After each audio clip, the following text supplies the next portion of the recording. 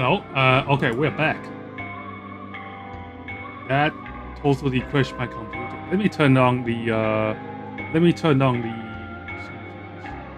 I'll just turn on the fan speed. I'm pretty sure it's my GPU that died. Didn't expect this game to take out any GPU at all. Shit, my computer's cooking.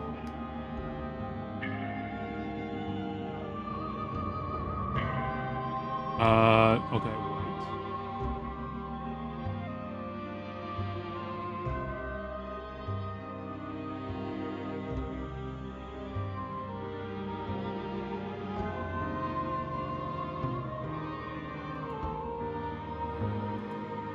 How do I need to turn up my face? It's not showing me. Performance mode. I'm going to get like a 50 of those pop-out lights.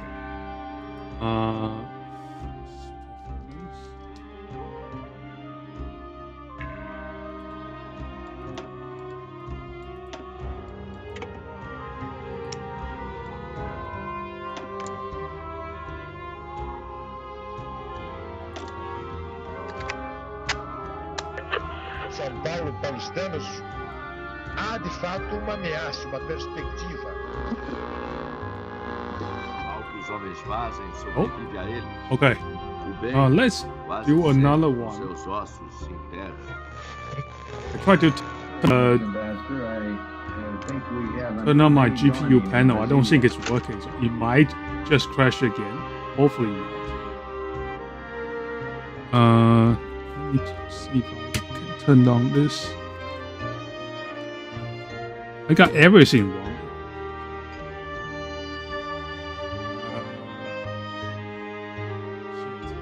Alright, it is what it is. If it crashes, I guess.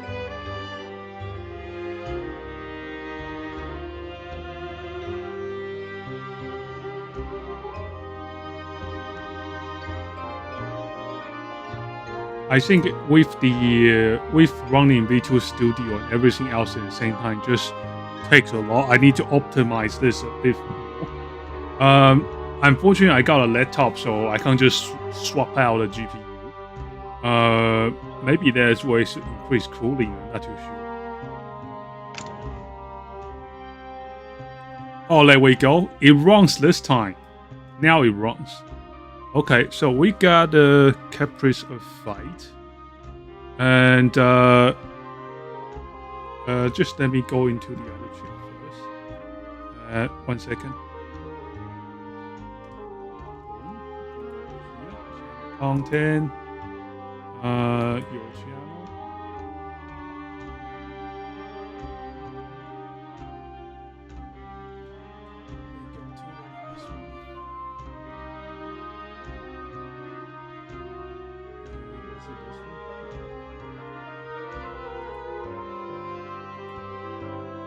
Oh, never mind. That one's already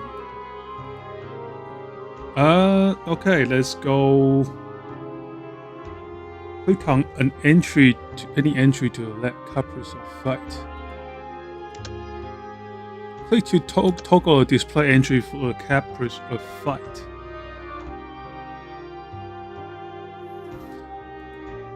The main day of heaven. For as long as there's been land, there has been a struggle for China to dominate and exploit it. For centuries, the elite warriors of Middle Kingdom struck fear into the hearts of kings of Europe. Just let me turn off replay. Okay. Even when fractured, the spirit of the people could never be broken. For as the moon waxes and wanes, so does China. Chinese power is an inevitability, so they thought. Tussle, tainted, and broken. Disney knows a hint. Shortcut. How cruel a fate to punish a people for prospering. It starts small with squabbling and disagreements in administration. Then came the arrival of Western powers, capitalizing on the Qing dynasty's technological disadvantages. coastal China became peppered with Western concessions. Sovereignty was ripped away from China like a pool tease, agonizingly slow and bloody. The Japanese Empire was lucky enough to be spared from the horrors of imperialism, but it yet had to bear witness for so long, watching as her brothers and sisters of Asia were rendered nothing more than workshops for the rest of the world. Japan undertook a grand crusade that fateful day on July of 1937, using its modern technology to bring the imperialists down to the level of their slaves. Toggle display. Century of something greater. The 5 modernizations.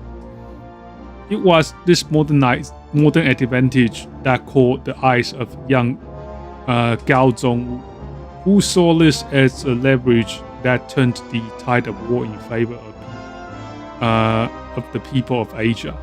Following the death of former president of the Republic and his mentor, Wang Junwei, Gao Zhongwu found himself ripped out of his quiet early retirement and back at the center of the political scene. Gao has outlined his flagship policies that he believes will carry China into the modern age, as the 5 modernizations, calling for an overhauled education system, expand industrial sector, an export-based economy, and more. Gao promised a lot, but it remains to be seen if his program will be a step towards the future, if China has been shattered for the last time. Sway yuan in your favor to exploit the support of your most trusted faction. Follow journey of an ancient nation of the modern world. General instruction, a new order.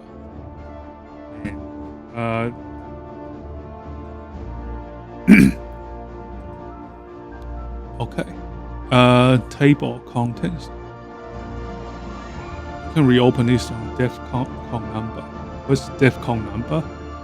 You open the tab anytime by left clicking the question mark symbol, top right corner of the screen.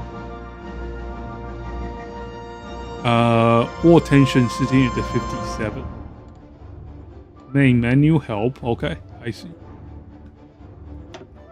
Production unit PUs. Production units, henceforth referred to as PUs, are an abstract representation of the nation's industrial capabilities, which will replace the Manila factory system. PUs are primarily obtained from GDP. Murder. Hey, Muse, how's it going? We had a string, and the string crashed, so we had to start another one. We are trying out Heart of Iron 4, and we are using the TNO mode. So the TNO mode basically is a historical reinterpretation of the World War II scenario, and basically the Axis powers won, and then it's basically the full set of our history. It's pretty well done. They done a lot of they have done a lot of our history writing. It's got a full set of our history writing, and the basically the only country that looks like any modern civilization is Brazil. Brazil's actually doing super well, and basically in this our history, Japan's won. So we are playing Republic of China, and we are trying to overthrow Japan. By the way, the game may crash. I can feel my computer just churning right now, so it may crash and everything will just turn off, so just beware. And let's see, so production unit henceforth referred to as PUs, an abstract representation of the nation's industrial capabilities. What is this? So that's the PU. PUs are primarily obtained from GDP, so you may find yourself getting more as you play from your focus tree or decisions. Those dirty junk GPUs. Yes, junk GPUs. PUs are also used for consumer goods. PUs can be set to civilian or military production via the respective menu. How do I set it? Is it this? Production. Okay, this is the one. Holy shit. This. And we can production unit. Oh, I see. Military workshops. Then we have consumer goods. So I assume we can just shuffle them around. What's this? Free production units. Okay, so they don't like you having too much free production units. Civilian consumption allocation, production efficiency. By default, one of our production units will produce 10 consumer goods. This is further modified by minus 49.60%. So basically, in this our history scenario, China totally lost the war. So you do have certain penalties against Japan. And our goal at the moment is to gain enough power so we can overthrow Japan. So we can't directly go into conflict with them. But in the last chat, I had a chat telling me basically we can send volunteers into conflicts that's against Japan. Or maybe we can be only restricted to supporting the Japanese side. We don't know. So we'll find out. Okay, production units. Okay, I think we see enough. We can also customize our rifles too. That's good. It's very detailed. Grip power. Production unit requires grip power to function.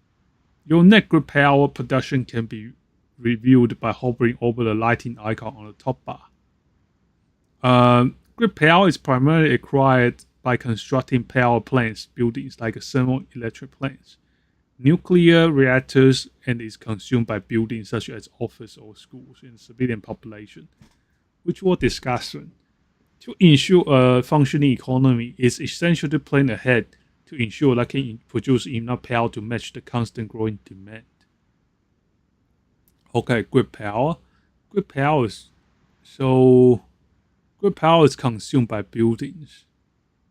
Buildings and consumption, reflecting buildings and consumption. What is buildings and consumption? Economy, Cold War, construction, production. Is it here? Grid power. Power consumption 65. I see. Civilian consumption economy. Our civilian population consumes a variety of goods, abstractly represented by consumer goods, to which we must dictate a portion of our production capabilities. Alongside this, grid power is also required to power civilian enterprise and homes. The amount we dictate to our population can be adjusted via the production units menu, available in the economies tab, with matching buffs and debuffs, when going above or below 100% respectively. So civilian population consumer the portion of our production capabilities. I see. The amount we allocate to our population can be adjusted by the production units menu. So would it be like, oh, I can't change it. 5 production units. 5. Huh? What? We cannot manually assign. Okay. So I think only Japan can assign the consumer goods production here. What's this over? So how did I go over cap? How does this work? Anyone know how this works? Apparently we can go over the capacity to produce things. To our production units. We'll leave it for now. Civilian production, we can't really control this. Keep track of this consumption and adjust it as needed. Civilian consumption or location. Or we can't even change it. I don't think we can change it. Managing your budget economy. The economy tab shows everything you need to know about your economy. Economy? Ooh, look at those panels. Let me turn. I just need to self monitor. Okay. Where is our country? Let's go back. Managing your budget economy. The economy shows everything you need to know about your economy. The essential features you should know are to be aware of are the 4 buttons around the center of the screen. Center of the screen. Huh? Center, which center? Are the 4 buttons around the center of the screen. So here, austerity measures help you keep track of your spending, while tax cuts and tax hikes allow you to raise or lower your income. Below then, you see several sliders which you can adjust. Doing so, change your spending accordingly. Deficits are good for growth, so don't be afraid of having one. But always doing your best to avoid a deficit bigger than 10%. Always remember any deficit will increase your debt. Okay. Okay, we got 0 reserves right now. Reserve cash and the surplus value.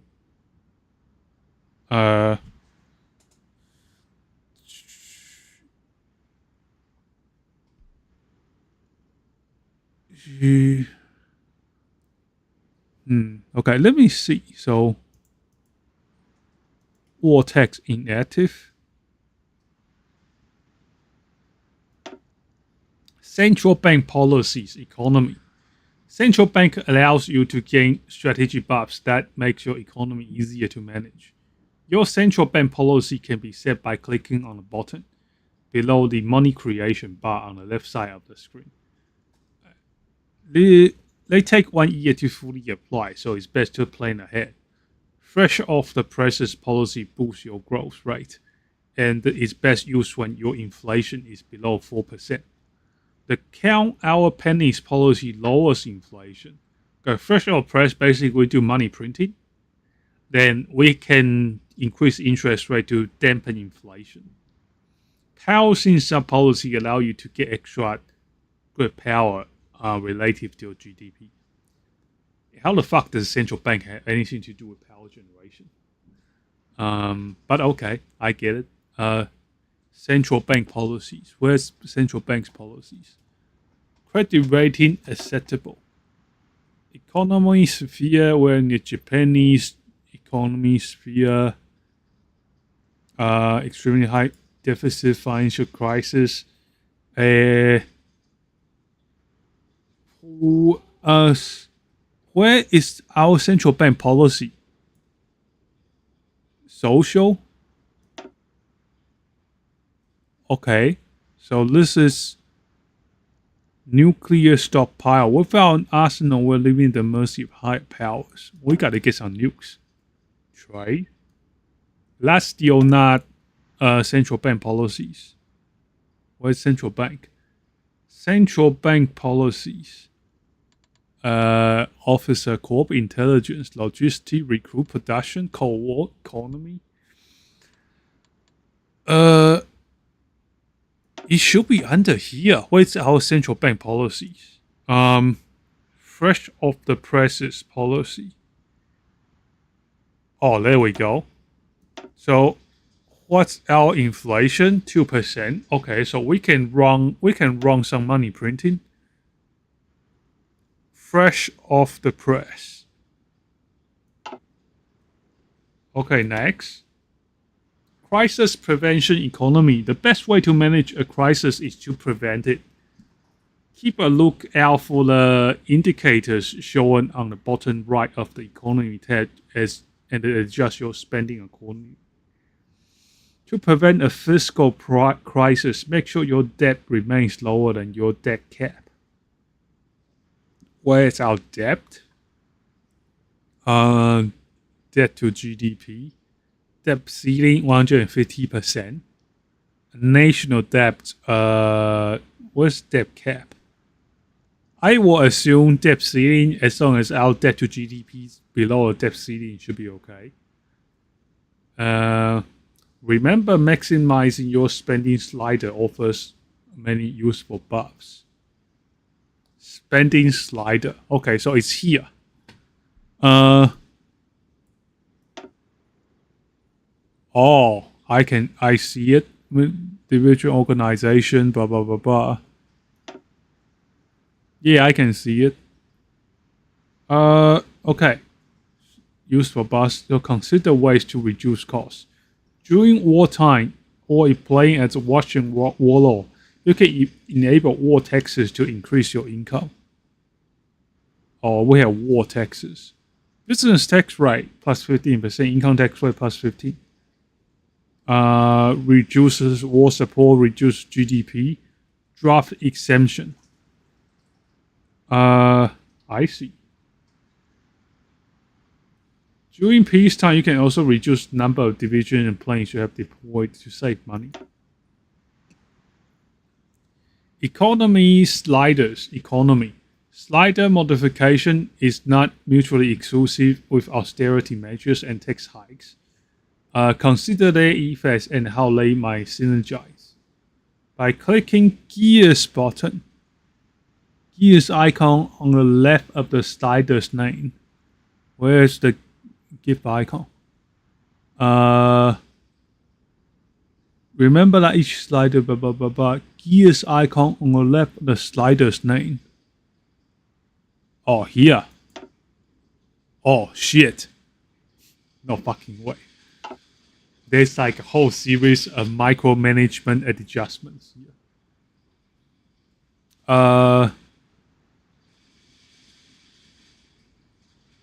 Oh, holy fuck. Numbers. Maintenance funding, R&D funding, procurement funding. Gears icon. So what's this? What does this do? Factory output production efficiency. Army research speed plus 10%.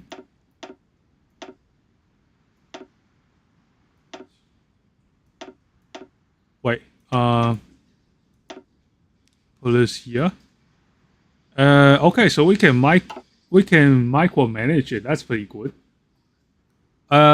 Remember that each slider directly influences your policy effectiveness.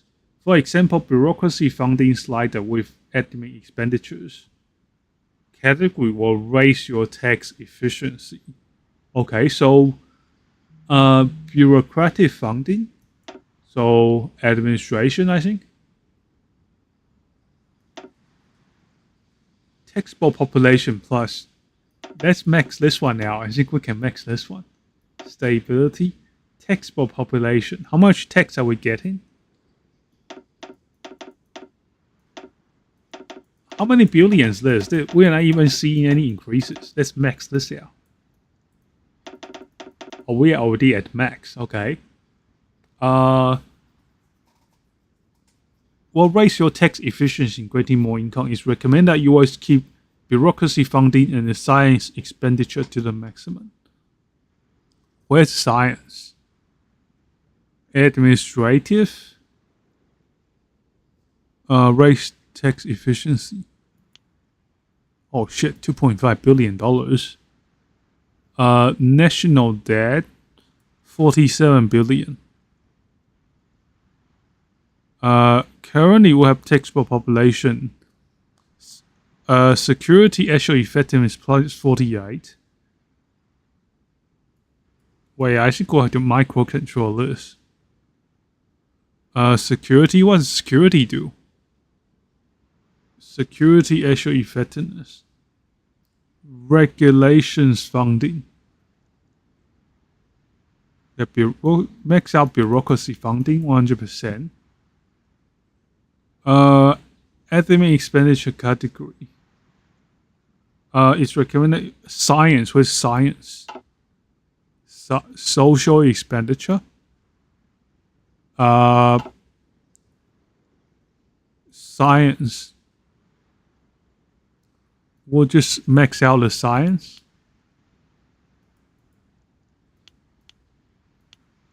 Okay.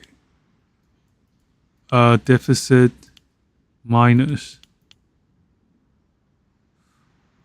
What does it mean by minus something of GDP? Why is this green and it turns red? What does this mean? Are we spending more than we have? 71? Is that because that's going to be higher than our GDP? Okay, our revenue is 6.1 billion. Expenditure 6.8. So probably don't want to spend too much. Facilities funding. Research facility monthly change. Well, let's max this one out. It tells us to max it out, so we'll max it out. Okay, let's keep it here. Societal development. The mechanics is accessible by using the scroll bar to research the bottom of the politics menu. Clicking on the blue box to the right of a category's name will show all possible levels, as well as the effects they offer. Hovering over the poverty rate will show the effectiveness of its current level.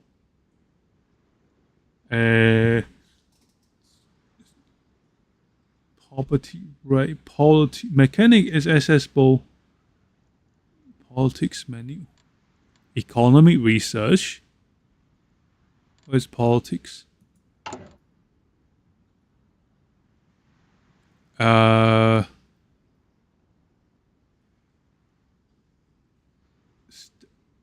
me see. Scroll bar to research the societal development economy.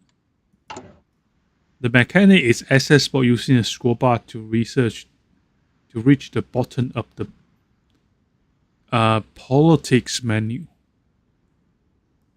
What the fuck's politics? Let me see. Politics.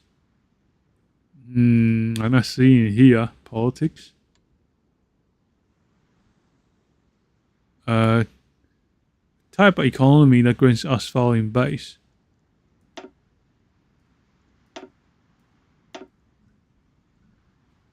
I'm not seeing it. Where's the politics menu? The mechanic is accessible by using a scroll bar to reach the bottom of the politics menu. And where's this politics menu? Free dockyards, unsaid divisions, event decision time now.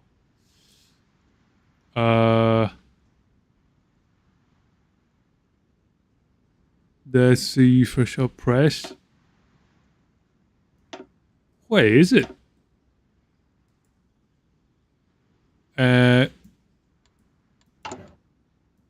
We'll go back to the menu first. Societal development.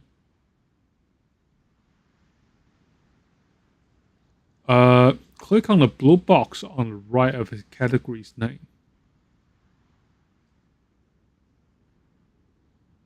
On the blue box to the right of the category's name.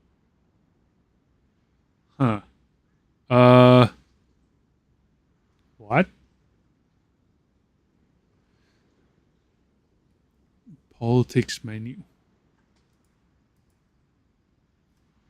Is it here? Supply, default, strategy, factions, politics, battle plan, radar, spoke of war, unit counter, office corps, not those guys. Where is our economy? Weekly fashion opinions update. Economy slider. What's a slider? Government expenses ledger. Blue box. Hovering over poverty rate shows the effects of its current level. Poverty rate. I'm not seeing any sliders here. Social. Oh, there it is. There it is.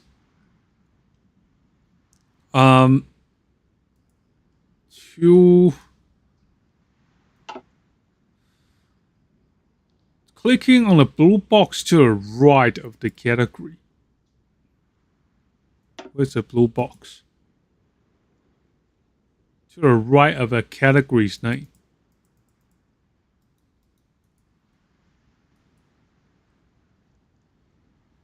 We'll show all possible levels for it, as well as the effects they will offer. Huh?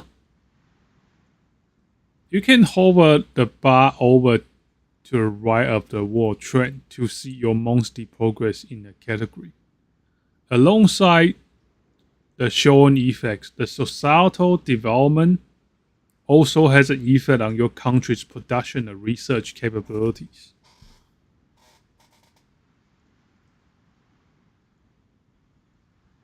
Societal development, where is it? Total trade.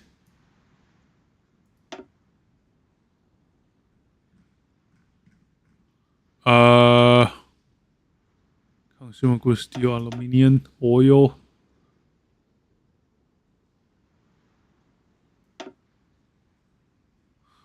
I'm not seeing it. Societal development.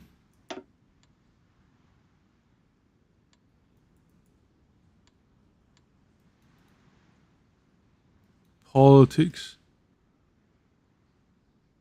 The economy sliders. Economy. Societal development. It's gotta be here somewhere.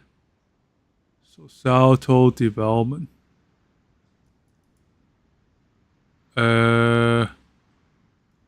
GDP, diagram.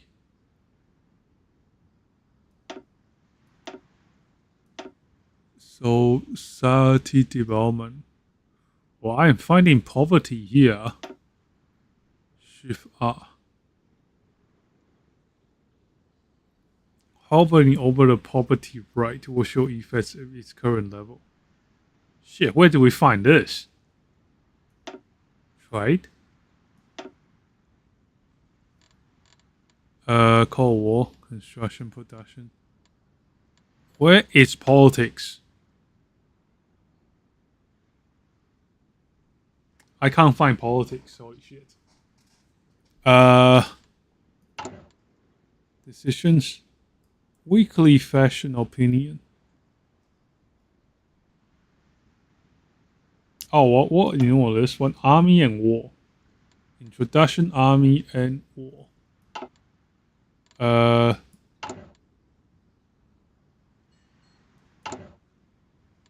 Army and War. Warfare in the Cold War epoch is different from what you might be used to seeing. The war powers will avoid direct war and instead use proxies, a pragmatic term for an ally, to manifest their influence across the world. More traditional gameplay with a focus on warfare is offered by texts like Yunnan and the Russian warlords. Regardless of your choice of country, it's worth noting that TNO offers a multitude of changes to the combat division and its logistics system. This category will guide you through it. Before we begin, remember that increasing army expenditures in a conflict will make your armed forces more effective. To win any conflict, you will first require weapons to fight them with. This can be achieved by the production tab. You can assign more PUs and military productions by clicking the bottom of the green key icon. So that will be economy. Lobby production units here. Depending on your societal development, you may be looking to use in military workshops. Okay, that's one thing we didn't figure out is how to use it. Where's the politics menu? Slider.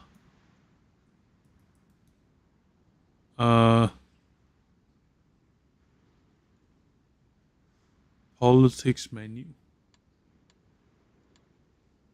Societal development. Credit rating, cost prosperity, top 10 economy. Where is the slider? Politics. Experimental facilities. Theory, electronics. Is this Cold War? What national focus do we have? Recognizing the curriculum. Let's go industrialization. We must lay down the frameworks for future modernization before processing further.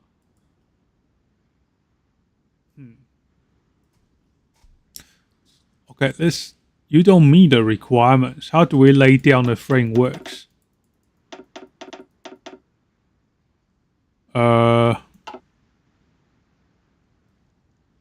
Frameworks.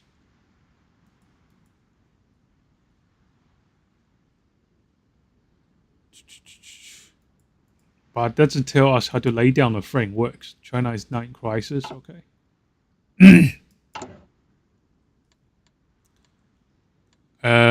Army and war. Societal development. I think we got to figure out where this is first. Societal development.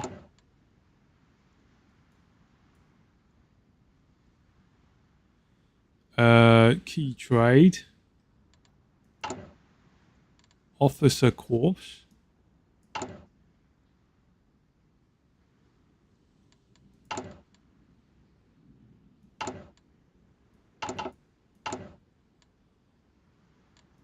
Where's the politics menu? Macro? Man, I can't find the politics menu. Useful tips. I wish it would just take you to that menu when you click on this. Let me go back one step. Societal development.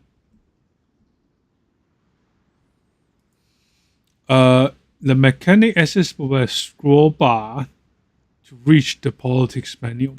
Where the fuck is the scroll bar?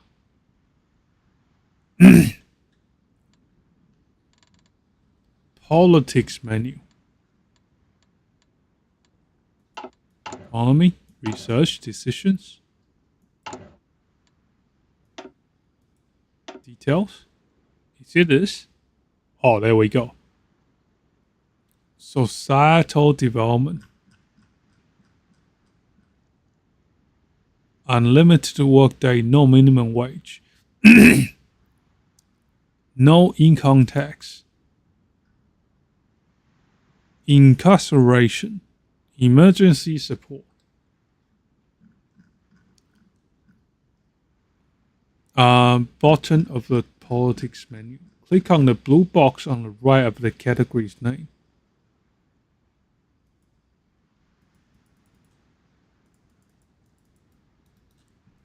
Blue box, where is it?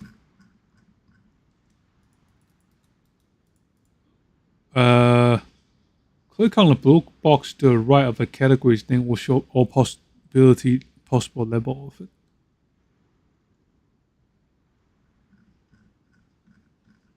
I'm not sure if I'm at the right menu.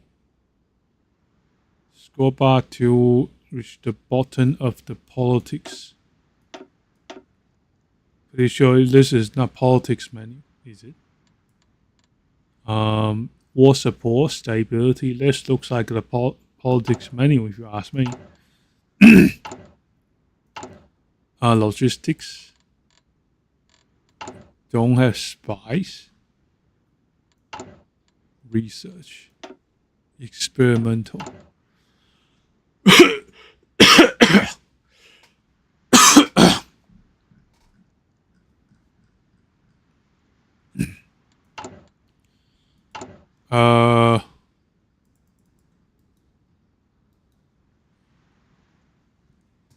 Cold War interface.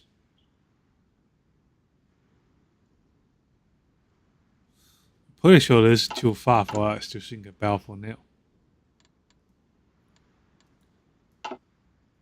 Okay, this is just another production menu. National spirits.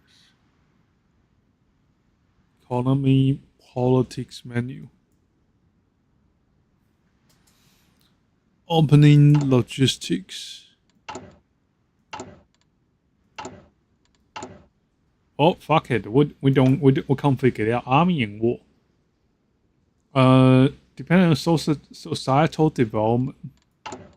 So if we go here, societal development, mass illiteracy.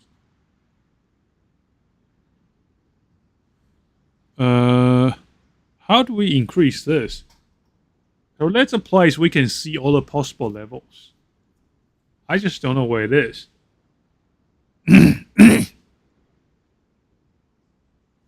You may be looking to use military workshops instead, which provides twice the number of assignable production slots, but are much less effective. Due to the limited production capabilities, it's highly recommended that you focus on standardizing your production. For smaller countries, considering focus only on infantry production.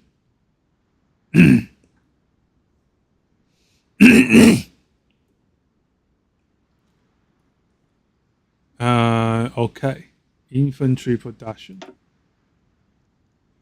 So let's go back. Due to more limited production capabilities, it's highly recommended that you focus on standardizing your production. Production? Infantry production. No military factories. Military workshop. What does it mean? We don't have military factories. Production units assigned to military workshop can divide into multiple less efficient workshops in order to more easily balance our production lines. Such action will double the number of military factories, but decrease the output by 50%. What if we uncheck this?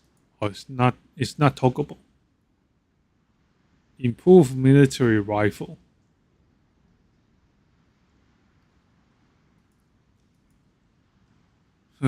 Okay.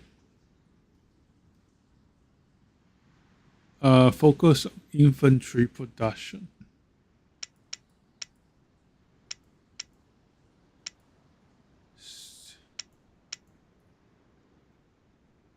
We'll figure this out later.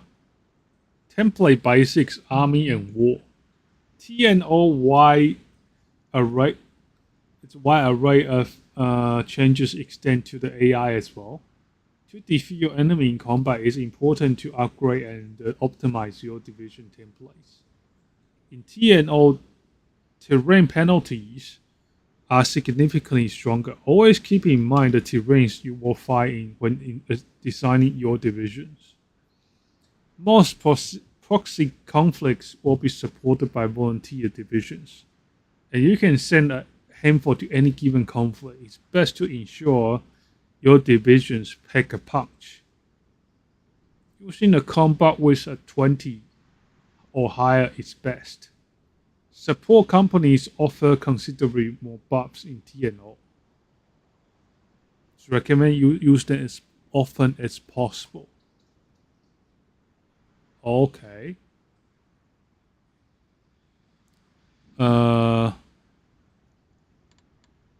Recruit and deploy.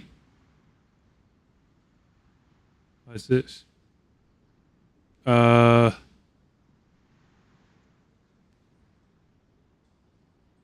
this is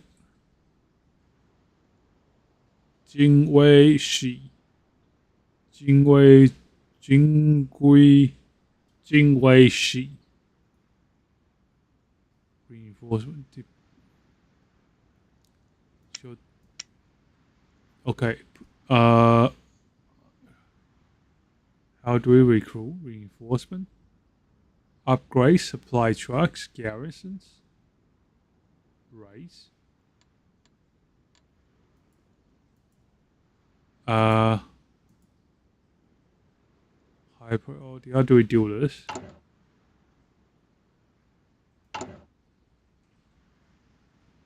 Division designer.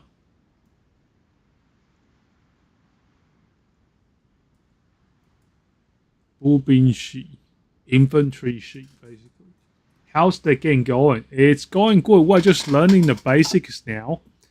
My game freaked out, so it kind of killed it. Because it's like, I need to set this one up. So basically what happens is, if your stream dies, usually there's a buffer screen. I haven't set that up on YouTube. So it creates 3 different streams from the connections. And basically, when you do that, YouTube thinks you're spamming, and basically it just kills your stream for the day.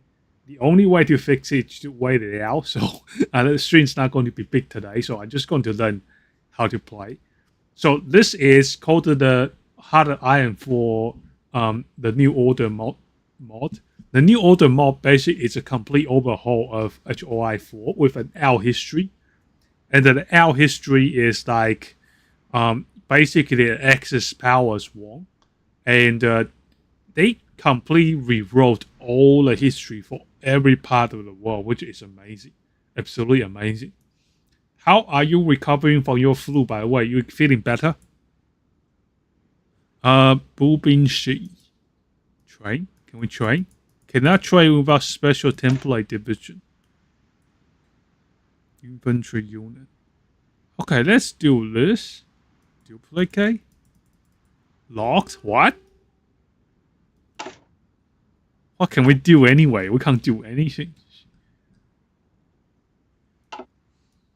Basic template armies and 1.0 volunteers. How do we make volunteers divisions? Since you can only send a handful to any, how do we make volunteers? Okay, so division designer. Let's check out Bu Bin Lu. Oh, what? Oh, shit. We can change the icons. That's nice. How are you? Oh, doing great. I'm doing absolutely great. Yeah, just a few things here and there. I might need to upgrade my computer. I think I just need to optimize it. It's like, oh yeah, I should have changed it because I forgot to change the stream quality. Excuse me. Yeah. If I decrease the bit rate, I think it will probably run a bit better. I tried opening out the fan speed controller as well. It just wouldn't open up. Oh no, I'm not sick. Don't worry. Just when I talk a lot, I start to sound like a frog, and it's just not good. Okay, so we'll go infantry, army and war. Infantry is the bread and butter of an army. They are cheaper to produce, and the buffer least amount of terrain penalties. Infantry come in 3 categories: light, which is weaker. Overall cheaper to produce. Regular, which offers balance.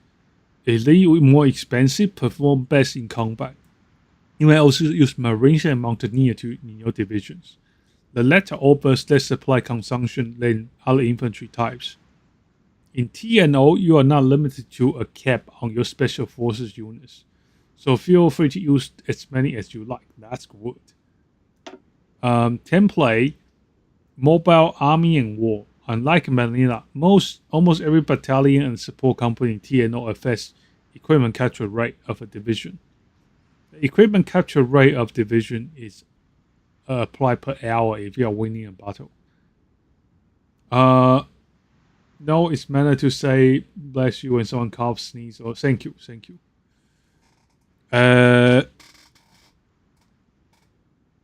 Mobile units also suffer from powerful debuffs almost in most terrains, which harms their agility and generally makes them perform worse than infantry. Due to the prevalence of disadvantageous terrains in proxy conflicts, it may be a good idea to focus on other battalions when designing your divisions. So in this one, the main difference, I haven't played the main HOI4 before, so the main HOI you're going to be doing quite a bit of fighting. In this one, you are using proxies, basically insurgents and guerrillas, to rig the foreign interest in your favor. Field artillery is an outdated component of the toolkit of a modern general. What? Outdated? While its firepower cannot be disputed, its many drawbacks offer a degree of obsolescence. Slow and cumbersome, attaching artillery battalions division will reduce their speed. Its devastating attacks of artillery can offer will also noticeably decrease a division's equipment capture rate. Alongside these debuffs, artillery provides a net decrease to organization and recovery compared to other battalions. God, the developer really hates artilleries. Anti-tank and anti-air cannons are further obsolete. What? Having been replaced with portable infantry weapons. This guy hates artillery. Templates, armor. Combined arms tactics are essential in modern warfare. Utilizing armor elements of your division reduce the damage they take, noticeably increases their damage output and boosts their breakthrough. Armor unit also benefits from fairly high equipment capture rate. Terrain and organization penalties armor battalions suffer from, which are their biggest weakness, can easily be countered by utilizing them along infantry battalions. While your tech for modern armor, remember you can compensate by improving template of the chassis type you choose to utilize. Armor categories in TNO, there are 3 types of armor units you can use. It's okay, you talk to yourself to figure stuff out. I'm fine with just listening. No problem. Feel free. Also, I don't feel obligated to stick around. I know people got things to do during the day, so feel free to put it on the second monitor, listen in. The most important part is you have fun, you have a great day. Don't feel like you have to stay in the chat if you're doing stuff. So in MBTs, main battle tanks, which is the standard armor unit, they are expensive to produce and suffer heavy terrain penalties, but pack quite a punch. Heavy tanks are outdated but still useful units. No, I'm in bed resting. It's a nighttime right now. Oh wow, really? Are you in like? Whereabouts are you now? Are you in like Australia or? Heavy tanks are out, or are you in New Zealand? An outdated but still useful units. America, is it nighttime in America? I saw it's going to be in like a reverse. I saw it's reverse in America. Because where I am in Australia right now, it's 4:50, so almost 5 p.m. Heavy tanks are outdated but still usable. They permit you to punch roughly 1 level above your current tech. So, thus 1950s tank can go toe-to-toe with 1960s MBTs in combat. However, they are slower and suffers more terrain penalties. 11:50 p.m. Oh my god, you guys are still in yesterday.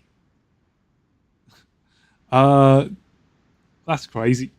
That's crazy. By the way, did you hear about all the VTuber drama there's V Shoujo basically imploded. It's crazy.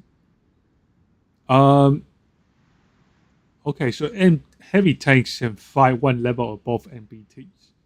AFVs are often underestimated. These light armor units are fast, cheap, and the least terrain penalties. With the right equipment, they can outperform even MBT. Sorry, I just got to. I did. Okay. In the future dweller. Okay, so that's pretty self-explanatory. Supply and terrain. Proper logistics are essential to winning a war. Always keep in mind the position of railways, supply hubs, and strategic terrain such as rivers and mountains when making battle plans. Should your division lack supply, consider utilizing logistics support companies and construct battle supply hubs. Unlike Manila supply hubs, tomorrow for you, but yesterday for me. Hey, Moose, how's it going? Sorry, I just got to jump in and out of Windows. Tomorrow for you, but yesterday for me. Yeah, I always have that problem with dates because you went one post too long. Really? Oh, we already read armor. We read about armor already. One post too long. What do you mean by one post too long? Supply and terrain. Railway supply hubs and the strategic terrains. Okay, yep. Should your division lack supply, use logistics supply company supply hubs. Construct supply hubs. Oh, yeah. I get what you mean, yeah. Unlike Melina, so don't be afraid to construct them. To keep in mind that they are kept 2 per state. Certain technologies can improve your supply situation and reduce terrain penalties. Okay, it's telling me support companies, army and war. Support companies can offer boosts to organization recovery rate. Okay, so recons and engineers are the strongest. Make sure to always utilize it. Logistic company offers large boost to recovery rate. Maintenance offers large rate to equipment capture rate. So what's equipment capture rate? I don't get it. Equipment capture rate. Equipment capture rate.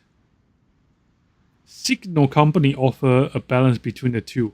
However, they stand out due to the boost they offer to initiative, which make your division enter battle faster. Helicopters. Okay, so interesting thing about logistics.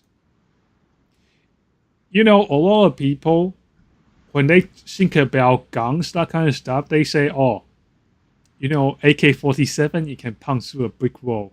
And stuff like that. And everyone's talking about bigger bullets.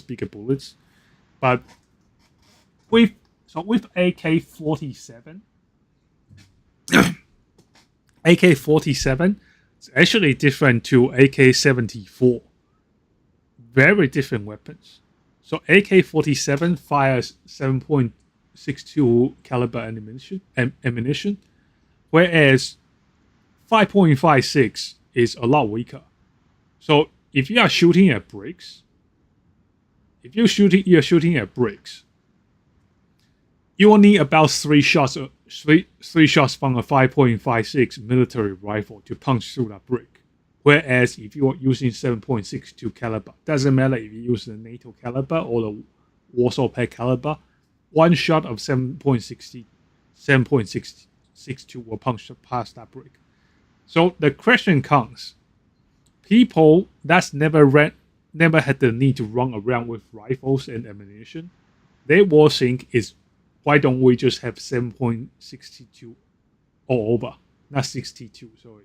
7.62. Why don't we just have 7.62 all over?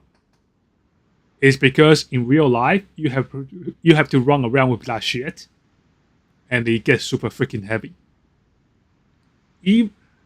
So the AK-74 uses 5.45 caliber, which is the Russian reinvention of the 5.56 NATO ammunition. Why did they go for a smaller bullet? Because you can carry more. That's the only reason why. And the thing about this, a gun without bullets is useless. For a truck, if you think about the dimension of a truck, the amount of 5.56 or 5.45 in the Soviet style, I shouldn't say Soviet, Russian style. Making bullets is matter of balance. Yeah, it's full of balance.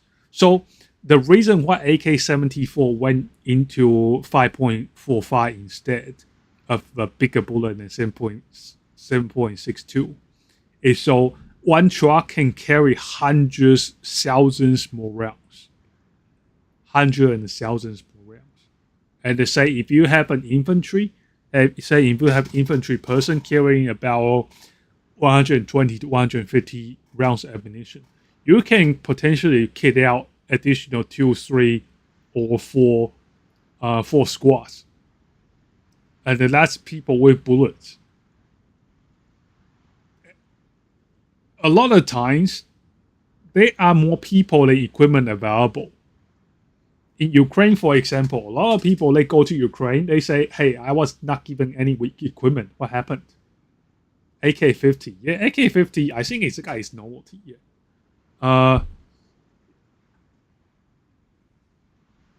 And I don't want to tap over to delete this spammer's message. I'll just leave it there. It's not malicious. So, yeah, so it's all logistics. It fires 50 caliber. Yeah. I think it's a good weapon to have. It's a marksman. Any high firepower weapon has its places. So this is the thing with logistics and warfare. So in Australia, there's a lot of war museums. So in Second World War, the Allied ship lines, the NATO, not the NATO, sorry. Yeah, in real life, you don't have infinite bullets and you don't respawn. So when people have to run around with it, it's very heavy. It's super heavy. And it's once you have been running around with a rifle for the first time, it hits different. When you run around with a rifle in combat situation, it hits different. I remember when I did my recruit training, this guy who was nailing all rounds, this guy is like a horse. I'm fine with deleting message really quickly. Delete it. I won't be later. It's fine. I can delete it from here.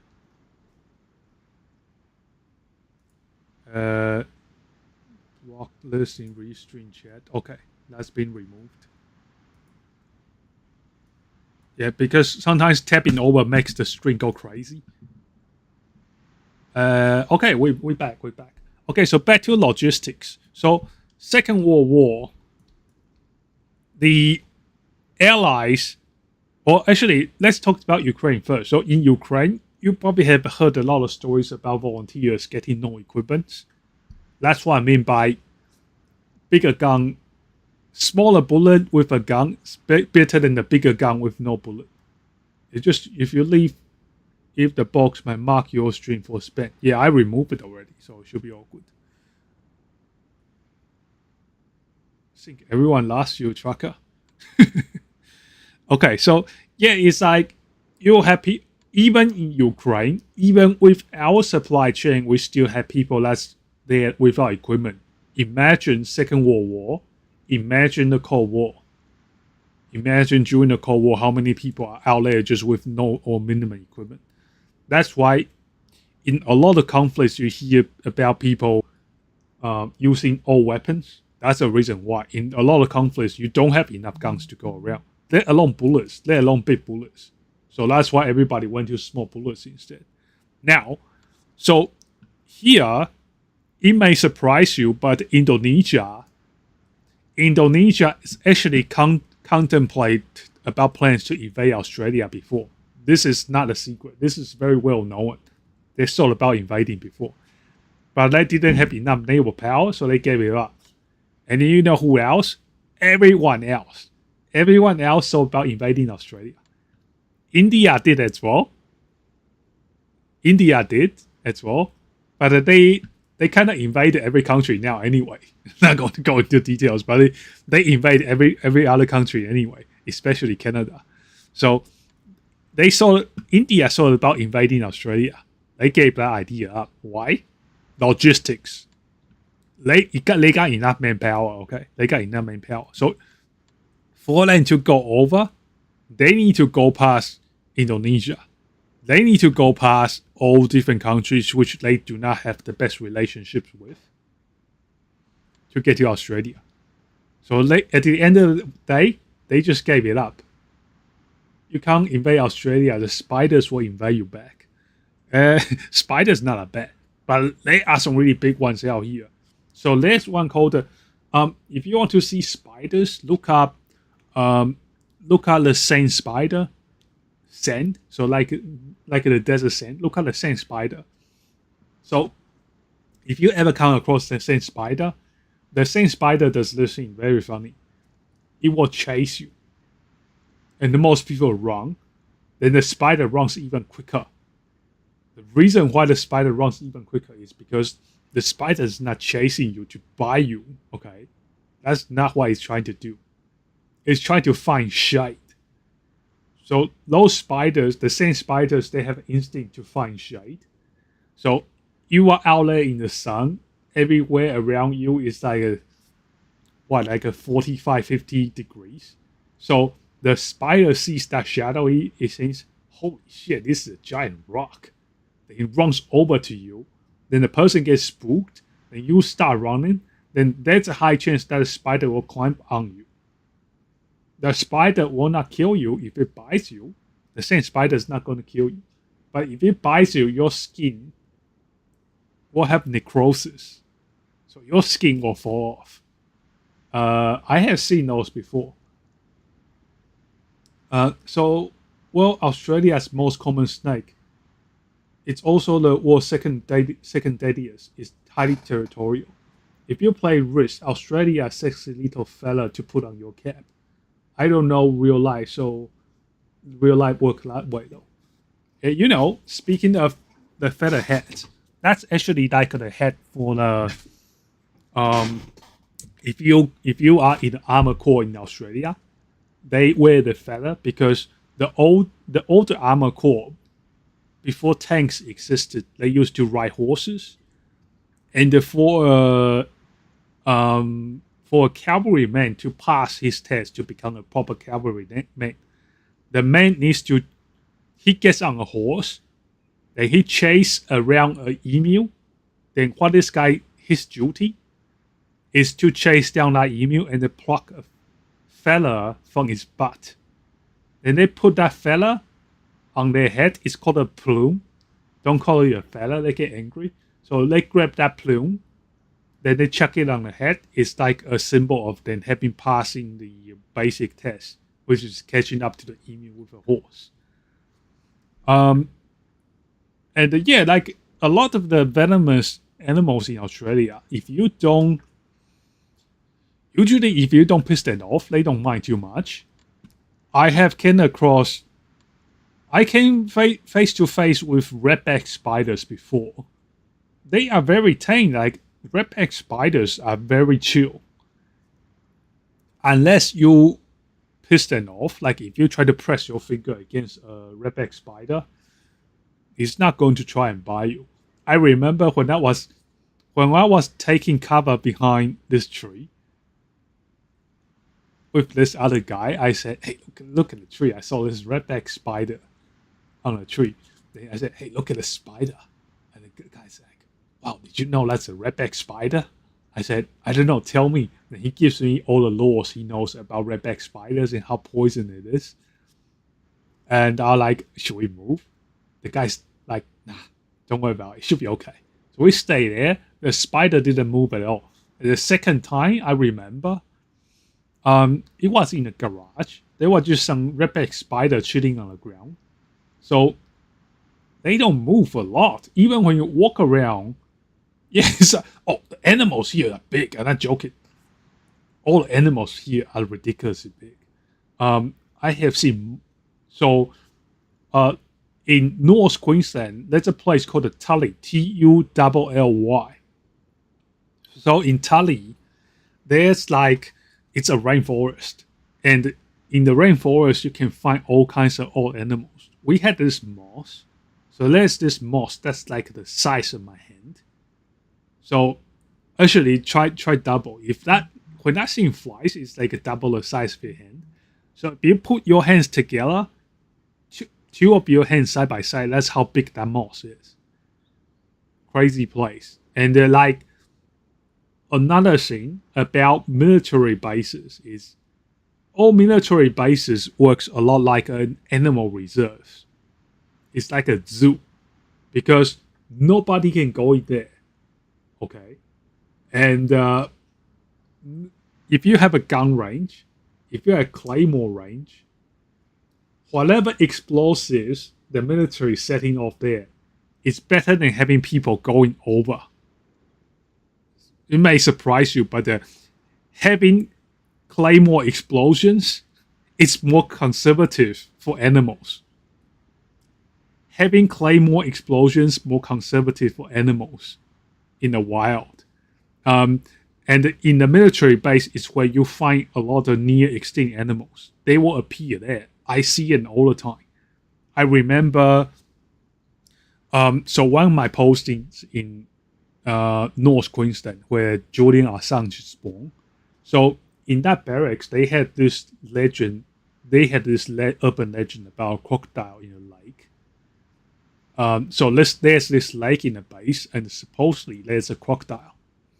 Nobody's seen it before.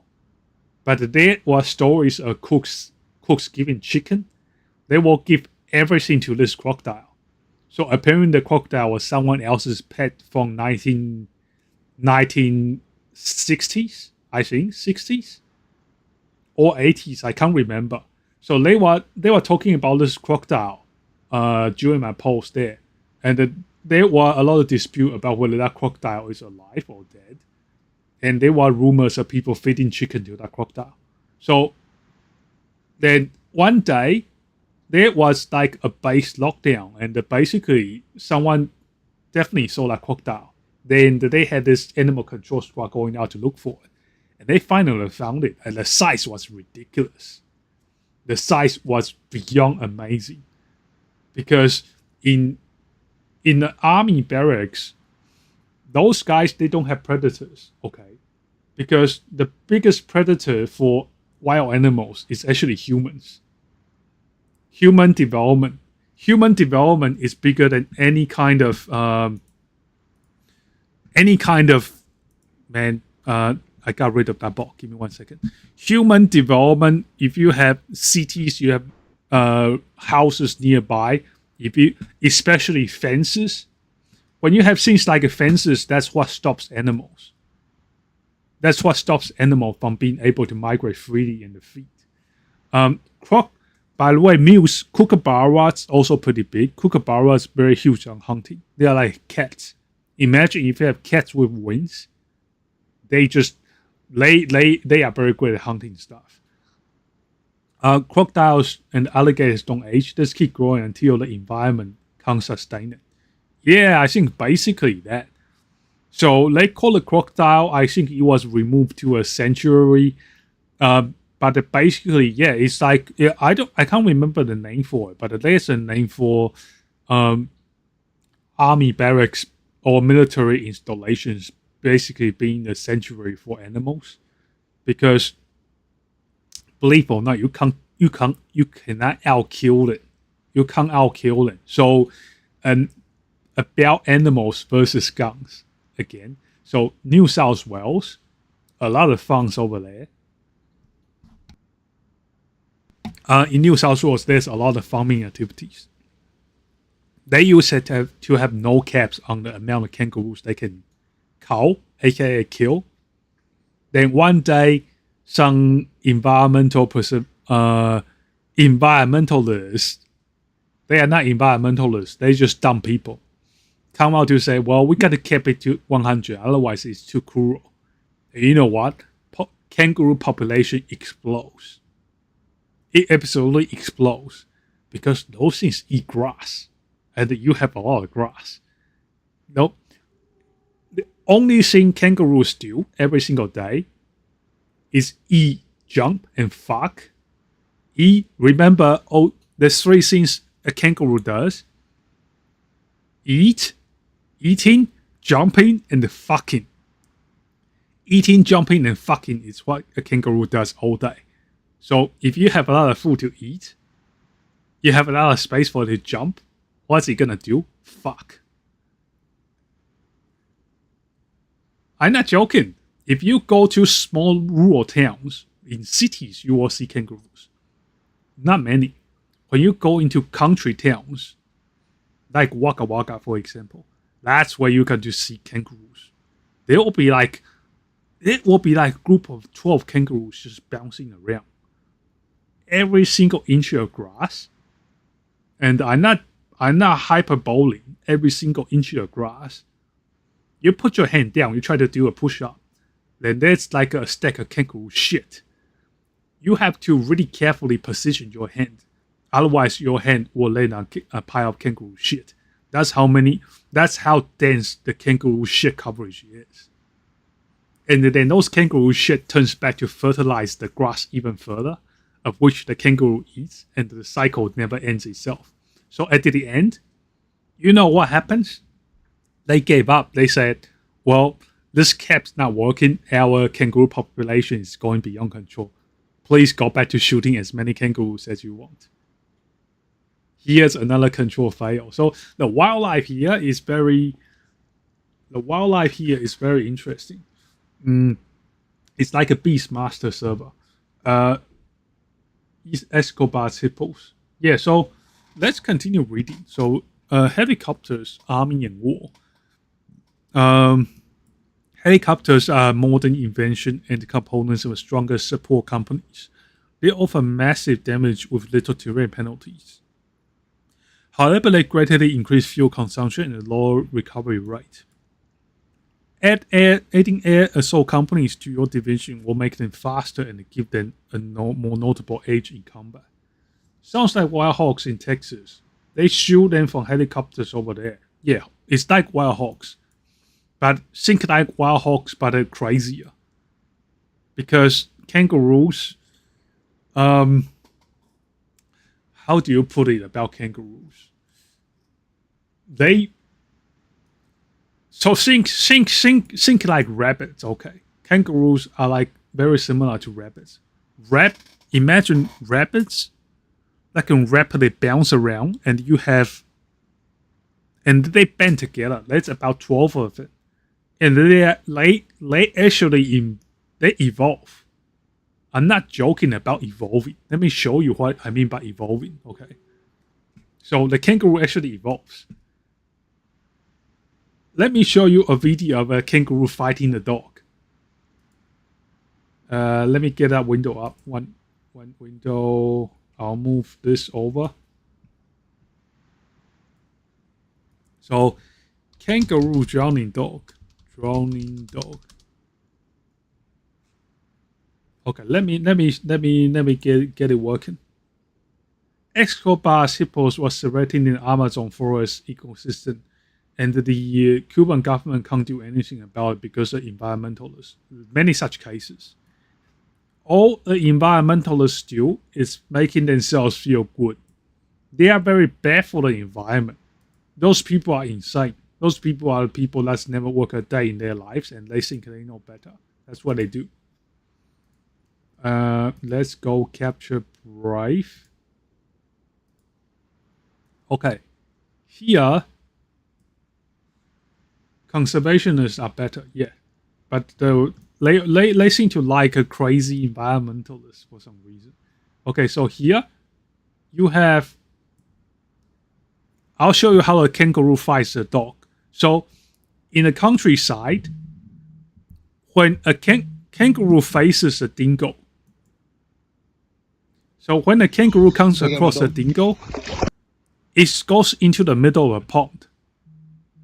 Then what it's doing, let me show you. So what it's doing here, the kangaroo goes into a pond that's a bit more shallow than the dog. So let me get a picture up. I want to get a picture drawn. Let's go boxing gloves and a wild hog. I'll give you that. Okay, so let's switch over. So let me take a screenshot of this kangaroo drowning the dog. Okay, and switch window. Where is it? Right, MS Paint. Oh, it's not showing. I don't know why it's not showing. Will it show? Oh, it's not showing my MS Paint. Give me 1 second. Right. We'll go which one's capture? Application capture? No. Game capture maybe? Capture specific window. Paint. Where's Paint? MS Paint. Man, it's not showing my MS Paint. Give me 1 second. So can we go screen capture? Screen capture. Display capture. 7. Automatic.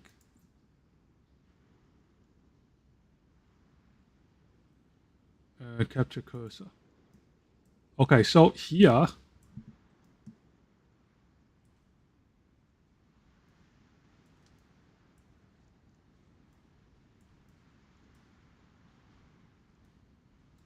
is this funny? Okay, isn't it a protocol to punch a kangaroo if it tries to attack you, because it thinks if you punch it, it's that strong, then they imagine how strong your kick is.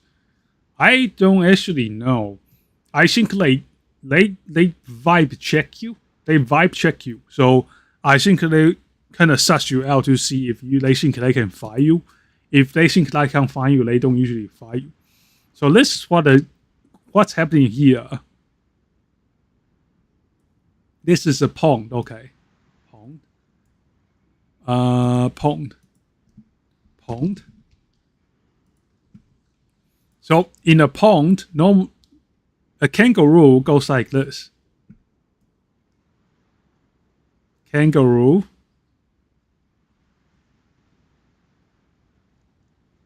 An artist, look at it.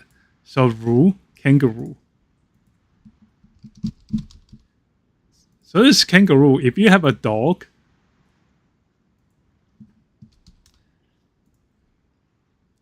the dog is like this.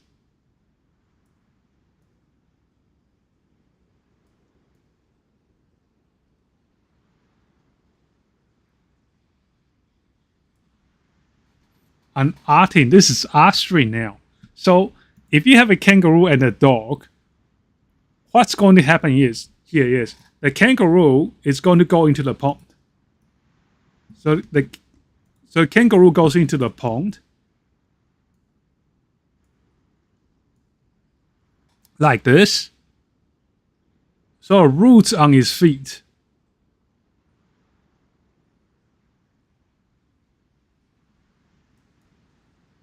So see how the kangaroo is still standing?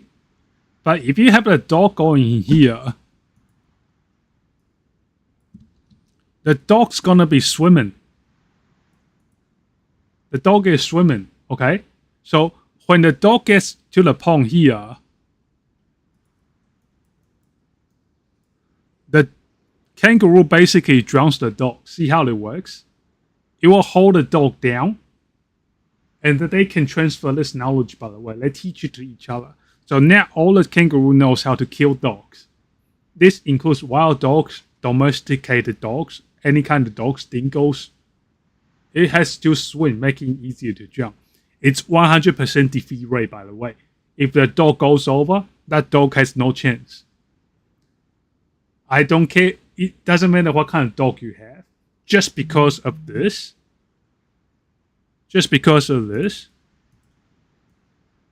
Let me use red. This area, because the dog is buoyant.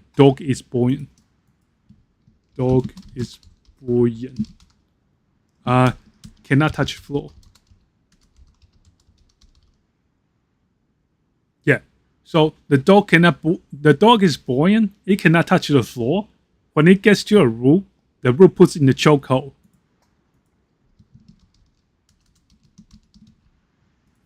So it puts that dog in a chokehold. Then, if your dog is a wild dog, or if you don't notice in time, that dog's gone. It doesn't have air. It's gone. It doesn't even have the opportunity to bite this kangaroo. So basically, that's how it works. So let's turn this off. So just keep watching this.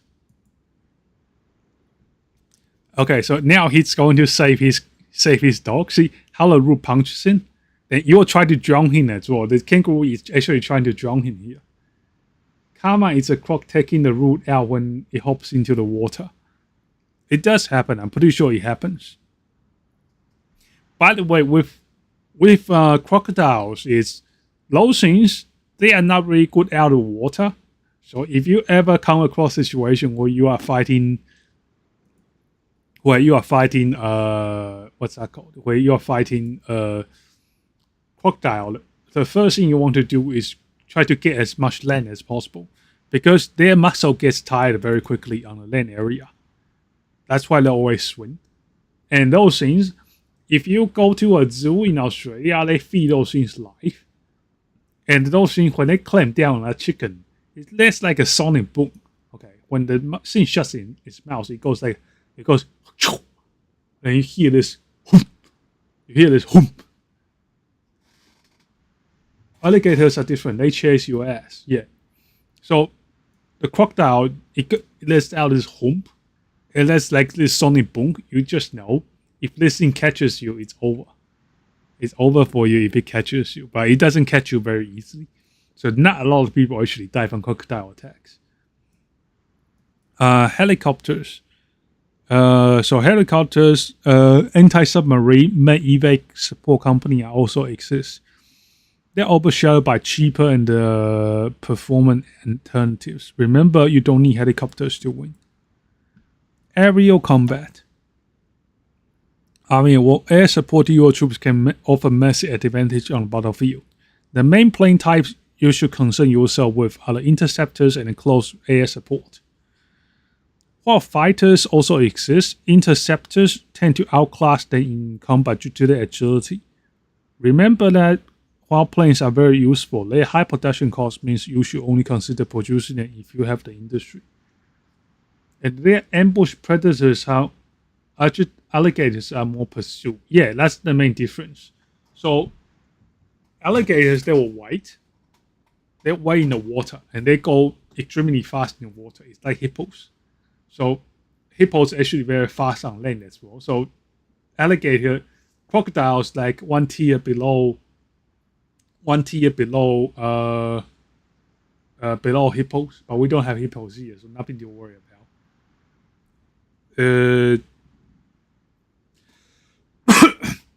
Yeah, but if you get caught by those things, usually it's how missing person happen, because you're not going to they're not going to find your bodies. The thing just swallows you. Interceptor. The main plane type you should concern yourself with are interceptor and close range air support. While fighters also exist, interceptors tend to outclass them in combat due to their agility. Remember that while planes are very useful, their high production cost means you only consider and produce blah blah blah blah. Okay, we have already read this. Don't worry, you can still win wars with only ground forces. To bridge the gap, consider utilizing anti-air equipment in your divisions, such as portable manpads. Naval combat. Naval combat rarely occurs in TNO, okay? garrison for war with superpowers. Okay, we'll just skip this. Winning the war. War is 90 out of 10 times decided by division templates.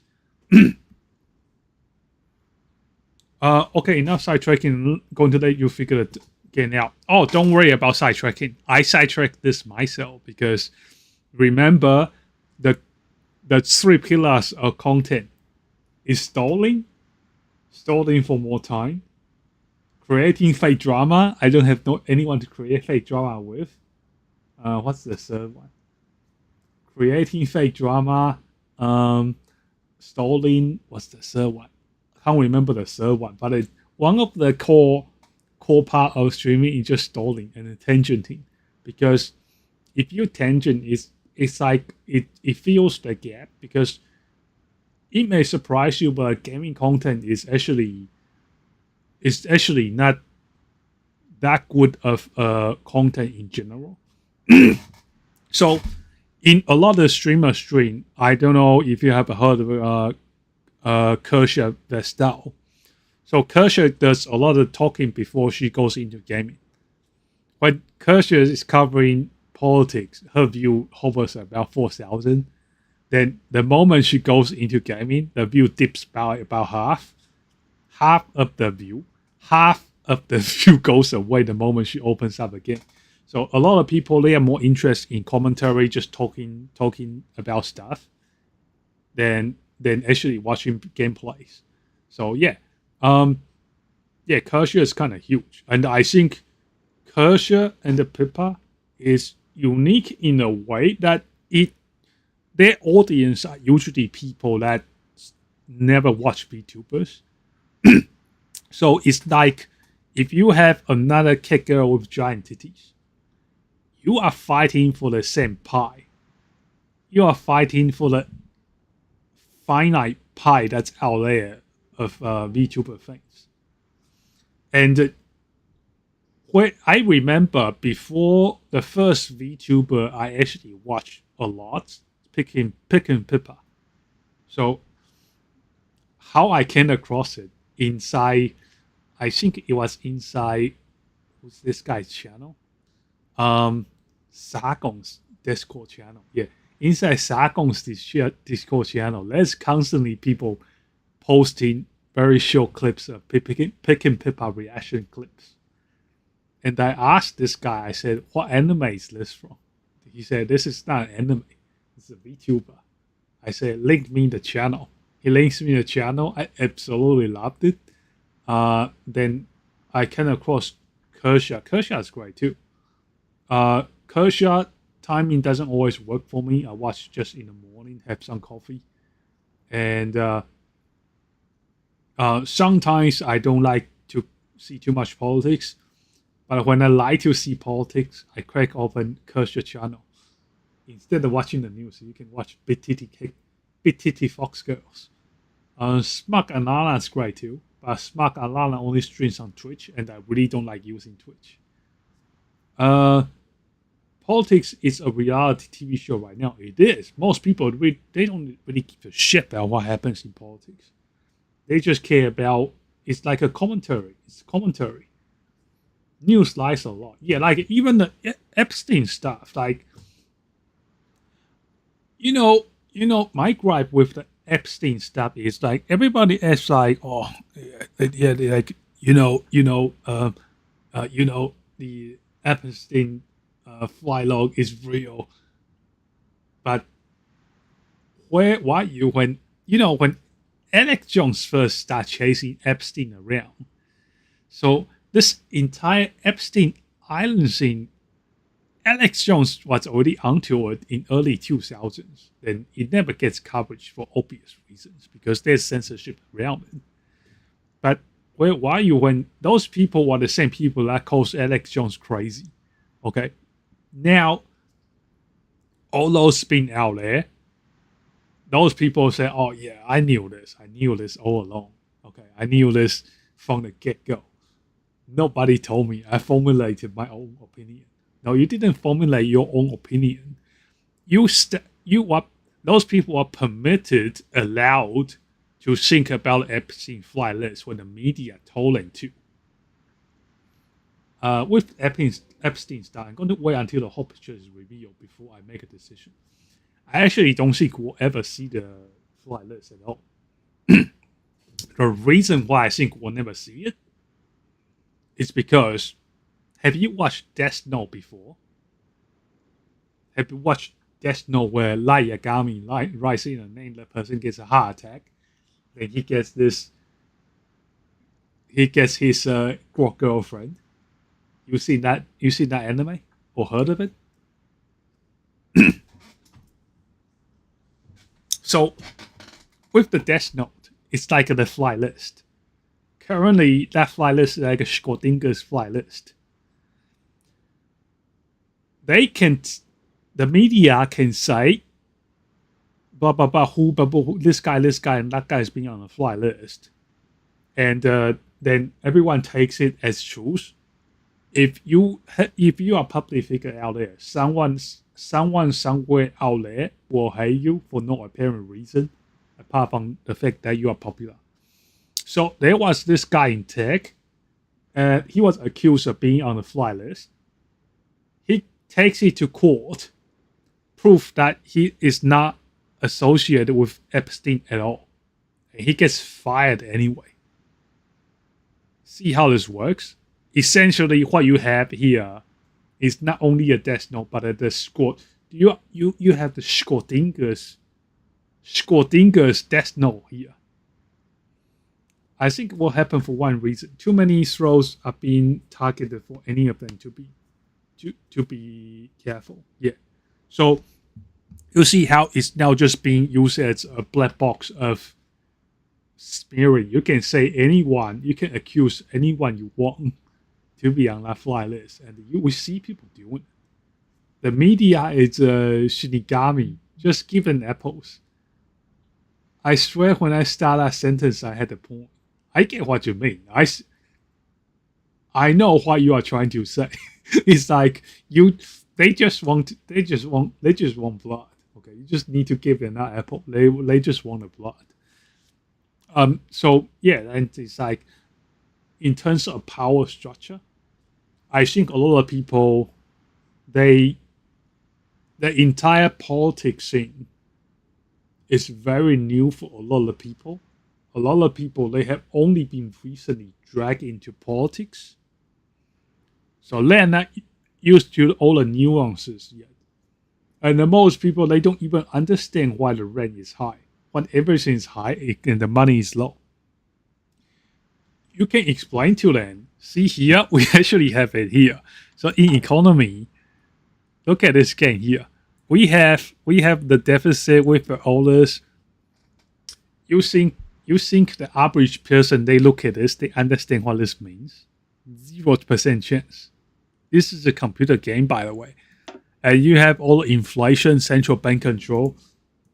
Central bank control, how much money is being created, lended, at what interest rate, that's the important thing that decides how much money worth and how much things cost.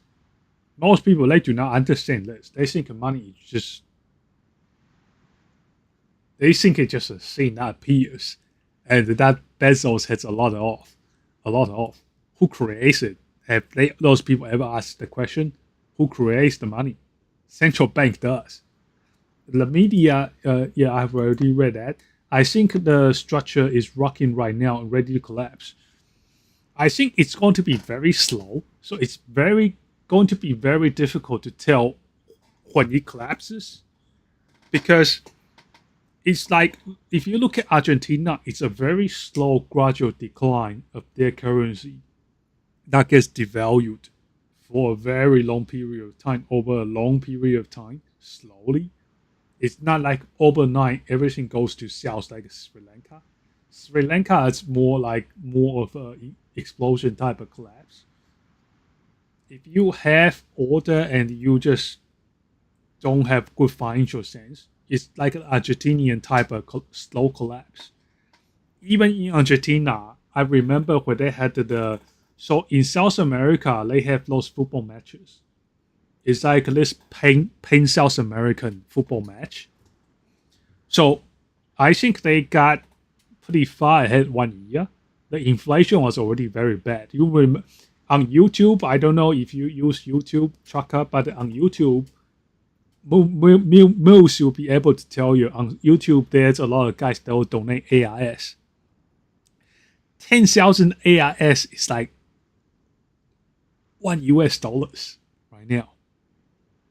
And they can donate the Akasupa red super chat, which is usually around the value of $100. They pay $2 for it.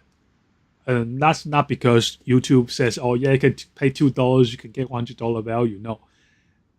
Back when YouTube made that peg, the value made sense. Then how much Argentinian peso has devalued itself? It's just beyond the speed that YouTube can catch up. So YouTube just stopped updating it. That's why. And the second group of people that use AIS to donate on YouTube are Chinese people. I always see it. I think it's more prevalent in Nijisanzi's chat. Nijisanzi VTubers, you will see a lot of the AIS donations. So back to the football win. So in the Pan American Cup, Argentina does quite well. Everyone's celebrating. Despite the Argentinian peso was nearly nothing, the entire economy is destabilized. No one was rioting. Why?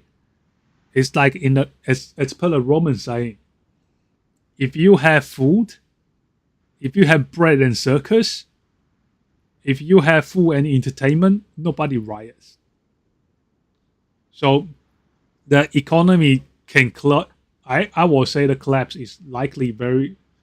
If it does, it's going to unwind, but we don't know when. Because how it unwind is in 2020. The reason why everything got expensive, now you have VJojo collapsing and nobody gets paid. By the way, for you two listening, this year, anyone try to borrow money from you? Say you don't have money. Let me say that again. If anyone tries to borrow money from you, let's include your girlfriend, include your dad, include your uncle, include your cousin, whatever. If anyone tries to borrow money from you, say you don't have money. You will thank me.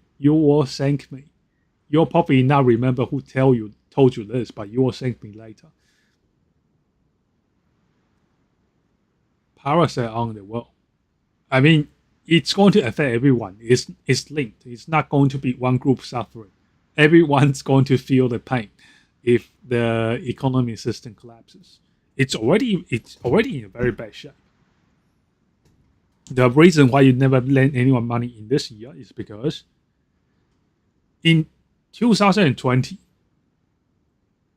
we had the main difference of where all the big suck comes from, all the sucking, all the challenges currently we are looking at right now basically came from COVID money printed.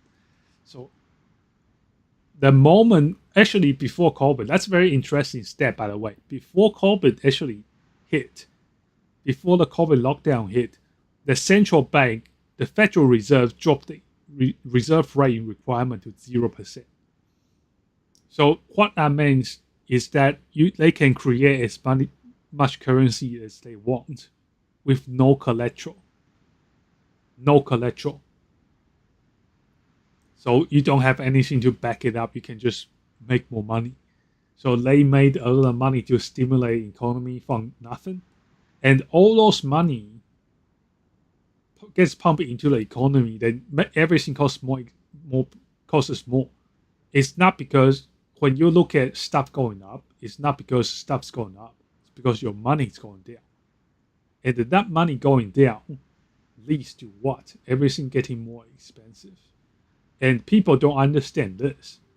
When you have people that don't understand this, of course they are just going to get angry at nothing.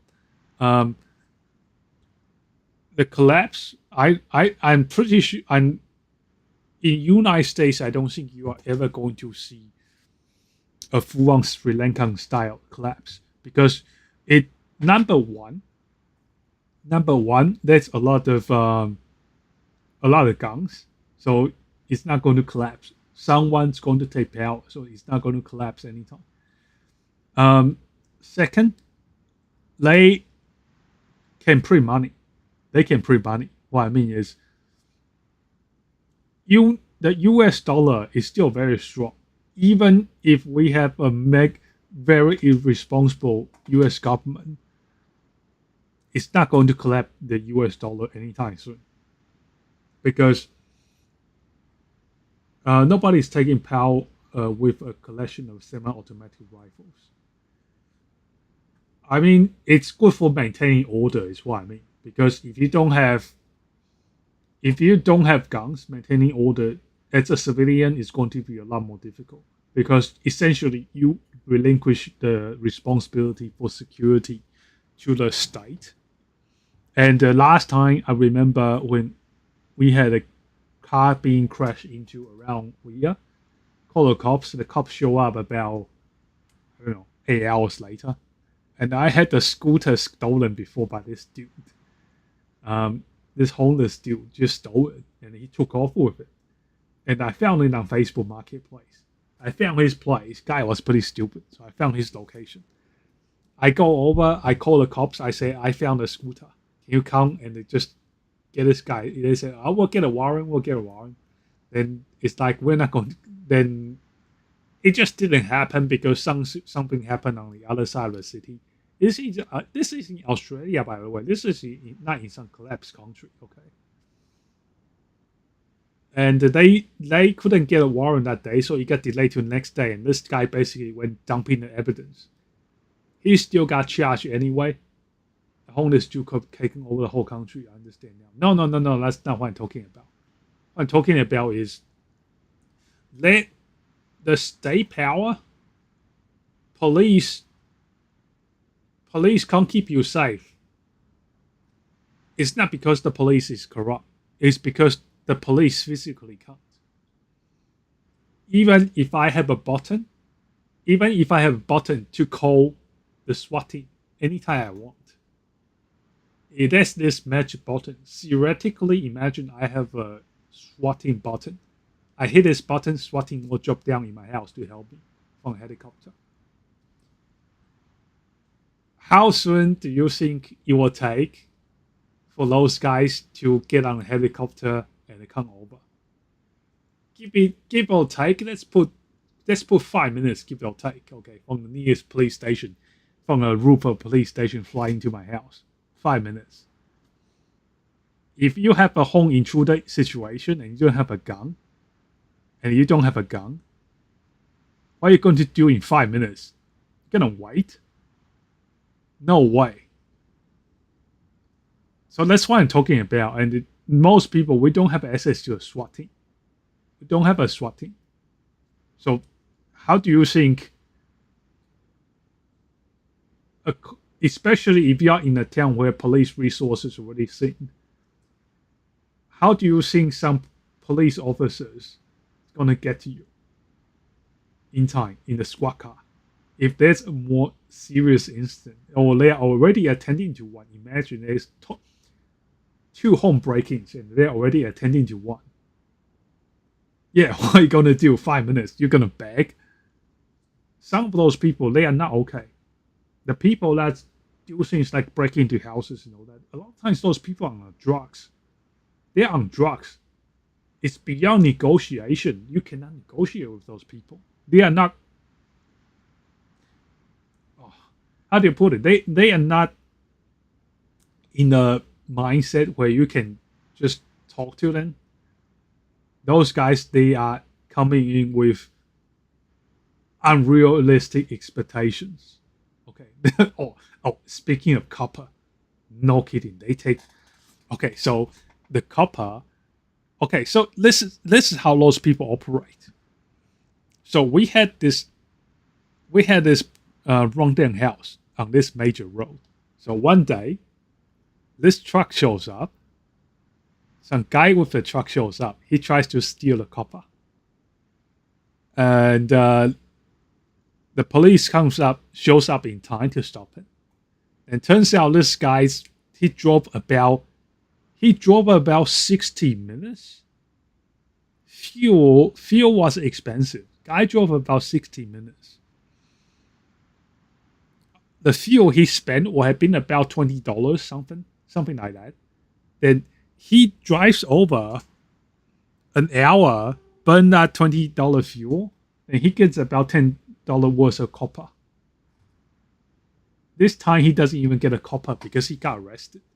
So I hope you understand how those people come into a difficult situation, because those people are so stupid they're actually doing damage to everyone, including themselves. Or walk away and you'll have time to live with that for quite some time. There are plenty of people in America that are not okay and are breaking into people's houses with legally owned guns. You shoot to kill, because if they survive, they can take everything in court. Exactly. So yeah, it's like, the guy who stole my scooter did the same as well. My scooter, you can't operate it without a key. So not only I'm suffering from the lack of a scooter, you are suffering from facing more jail sentence. Some of those guys, the stupidity, it's a net damage to everyone around it. It's the lost situation. You know what I'm talking about? This guy comes over to steal my scooter. I lose my scooter. This guy's looking at more jail time and the penalty in court. Who's winning here? Nobody. The police spending more time as well. That's what I'm talking about. There's a lot of people like that out there, and the guy who spends $20 worth of fuel to steal $10 worth of copper. It's what's happening right now, and that's what I mean. It's a tough situation. It's going to get worse. We even had this guy. So even funnier story. So when COVID hit, in Australia, when COVID hit, you had this money button. I'm not joking, money button. You go into the tax office portal, you click this button, you fill out this form, the government gives you $10,000. Unfortunately, we had people that do not know how to do those things. They didn't know how to log into the government website to click the button. So how do you think those people will do if the financial situation gets worse? How do you think those people will do? It's not going to do well for them. It's a tough war to be stupid. I'm not going to lie to you. It's a tough war to be stupid. They're in it for themselves. They live their lives with the me mentality. A homeless person could literally make enough money begging to get a gun in a couple of days if they want in America. Proof of address. Pretty easy to get by. The thing is, did you see on Reddit? There's on the Reddit LGBT forum. There's a guy that complains about not being able to get a gun because they answer some of the questions wrong.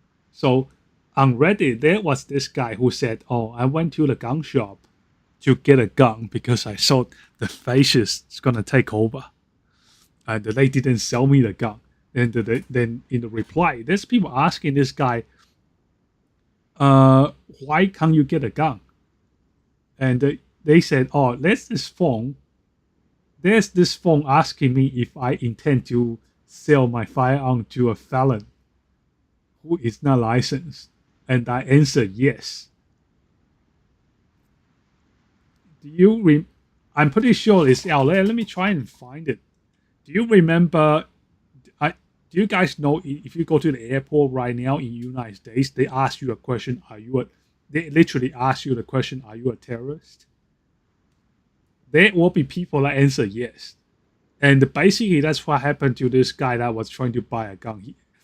The questionnaire, it says, "Are you planning to sell your gun to a felon?" And he ticks yes. So he just gets blacklisted. Also, they only need an address for a very short period of time in most states. Yeah, but I'm talking about Like people just, I'm talking about people that is beyond a certain level of stupid.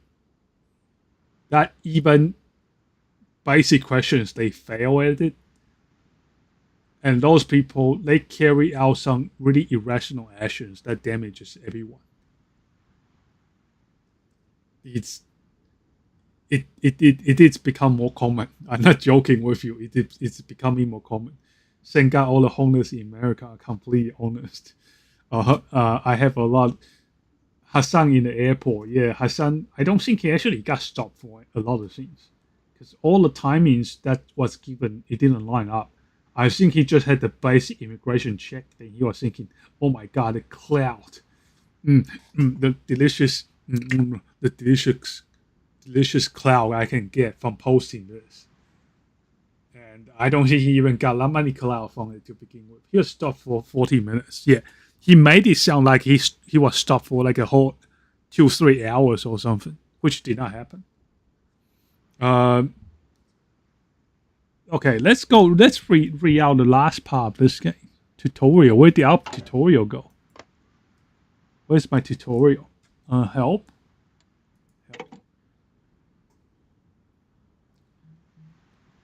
That's the different help menu. What's our help menu?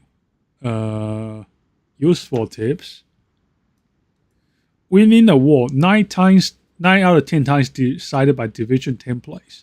You are losing against AI. Simply check what their division look like and adapt your template accordingly. He was stopped for 14 minutes. Yeah, Hassan, I think it's surprising how this guy's not in jail. Do you remember the guy that's in pharmaceutical industry? Martin Shkreli. So Martin Shkreli said he wants a strand of Hillary Clinton's hair. Literally, that's what he said. I hear they don't make you take your shoes off anymore though. It's because there's 3D scans now. 3D scans. So I do a lot of export to United States. And basically their new scanner, if you put something through the scanner, it sees everything in 3D. They don't need to open the box anymore. They see everything in 3D. That's why if you travel now, there's high chance that you don't need to even take your laptop out of your bag. They can, once the machine scans it, takes like 5 seconds, they can rotate it. It's like a penetrating 3D scanner. Then next time you go to the airport, check their screen. That's why it's like now. It's very advanced. So almost every airport's got this now. So they can 3D scan it. If you walk past it, they can just rotate you up and down. Then they can see if your shoes, if there's any kind of organic matter inside your shoe, or if there's an empty compartment, anything like that. Second thing, I think the most important thing is the travel pattern, because usually when people get stopped, it's because their travel pattern is sus. So imagine if you fly to Colombia and you have no job, you have no accommodation, staying for the Hassan hate. Yeah, you know, my gripe with Hassan is like, okay, back to Martin Shkreli. You know who Martin Shkreli is? It's this guy that buys some drug company up some prices. That aside, I don't care about what he does. So on Facebook, he said, if anyone can get me a strand of Hillary Clinton's hair, I'll pay you this money. Then he went to jail for quite some time. I can't remember how long. Now, where have we seen this? Demons, one of the Hassan operatives, issued a bounty on Esmond Gold. Nothing happens to her. Then you have other Hassan operatives that just keeps on issuing bounty on people, doxing, all that kind of stuff, and nothing happens to those guys. People are not angry at you for your political takes. they're angry at the unfair enforcement. Like those guys go there and they get treated unfairly. At least there's VTuber showing a bit of hips. Then the VTuber gets banned. When Hassan and his operators making crazy, just doing crazy stuff, and nothing happens to it.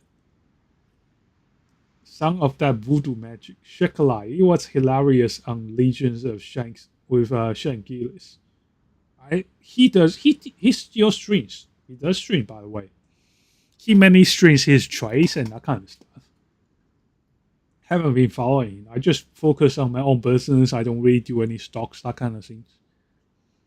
Yeah, it's a funny guy. I'm not gonna lie, he's a funny guy. But you see what I'm talking about.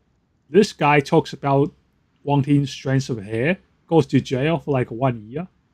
Then you have this just people running rampant on Twitch, issuing bounty on people, then wishing death on people. That there's like Hassan Piker interviewing terrorists. Yeah, I think it's, the funniest part is actually Ethan Klein going full crazy mode. Ethan Klein used to be one of those, how do you call it? He's like on the same side as iDubbbz and Hassan Piker, that kind of people. They were on the same side. And for very little reason at all, they just ejected Ethan Klein, treating Ethan Klein like some piece of trash, which I don't understand. If you look at how they treat Ethan Klein, not a fan of Ethan Klein, by the way, haven't been watching his content. You may see me as a political guy, but a lot of times I'm just chill. I just look at anime girl with tits, okay? And it's like, but if you look at how they treat Ethan Klein, is 5 degrees beyond how they treat their opposition. They treat Ethan Klein for exiting the gang. They treat Ethan Klein exiting the gang as the biggest crime on planet Earth.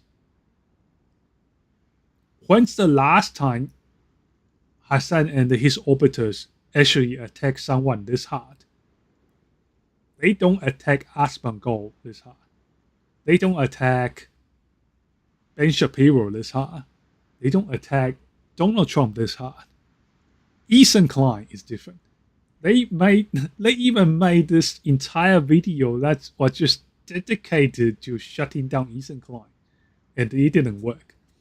I got access to his copy of that Wu-Tang album that cost like $1 million he bought. I think he still has it. I'm pretty sure he still has it. If you see, go looking up on YouTube. He streams regularly, by the way. You should ask him, see if he can share it. He should. It's like a relic. Wu-Tang Clan and nothing to fuck with. Yeah, so this mod, I think overall this mod looks pretty simple. So how do we start? Proxy conflicts. Equipment capture rate. I don't even know what equipment capture rate is. Have any of you guys played this before? Just the basic HOI, not the advanced version. Encircling your opponent can still provide a quicker way to end the conflict. Attrition warfare, wholly valid strategy. In proxy conflict, circling and eliminating the opposing side's volunteers can offer significant advantage. In such conflict, send military advisors and equipment is equally important to achieving victory. Construction. Martin Shikalai was such a G. Yeah, he's like, he didn't start with a lot of money, so he's self-made. Look at Martin Shikalai, quite kind of interesting guy. He's like one of the, not really a local. He's like an anti-local because he's quite successful. He's an anti-local. The reverse of a local. Except the time when he got arrested for making a joke about Hillary Clinton. He didn't go to jail for asking for strands of hair. He went to jail for a multitude of reasons, most of which are dismissed. Interesting.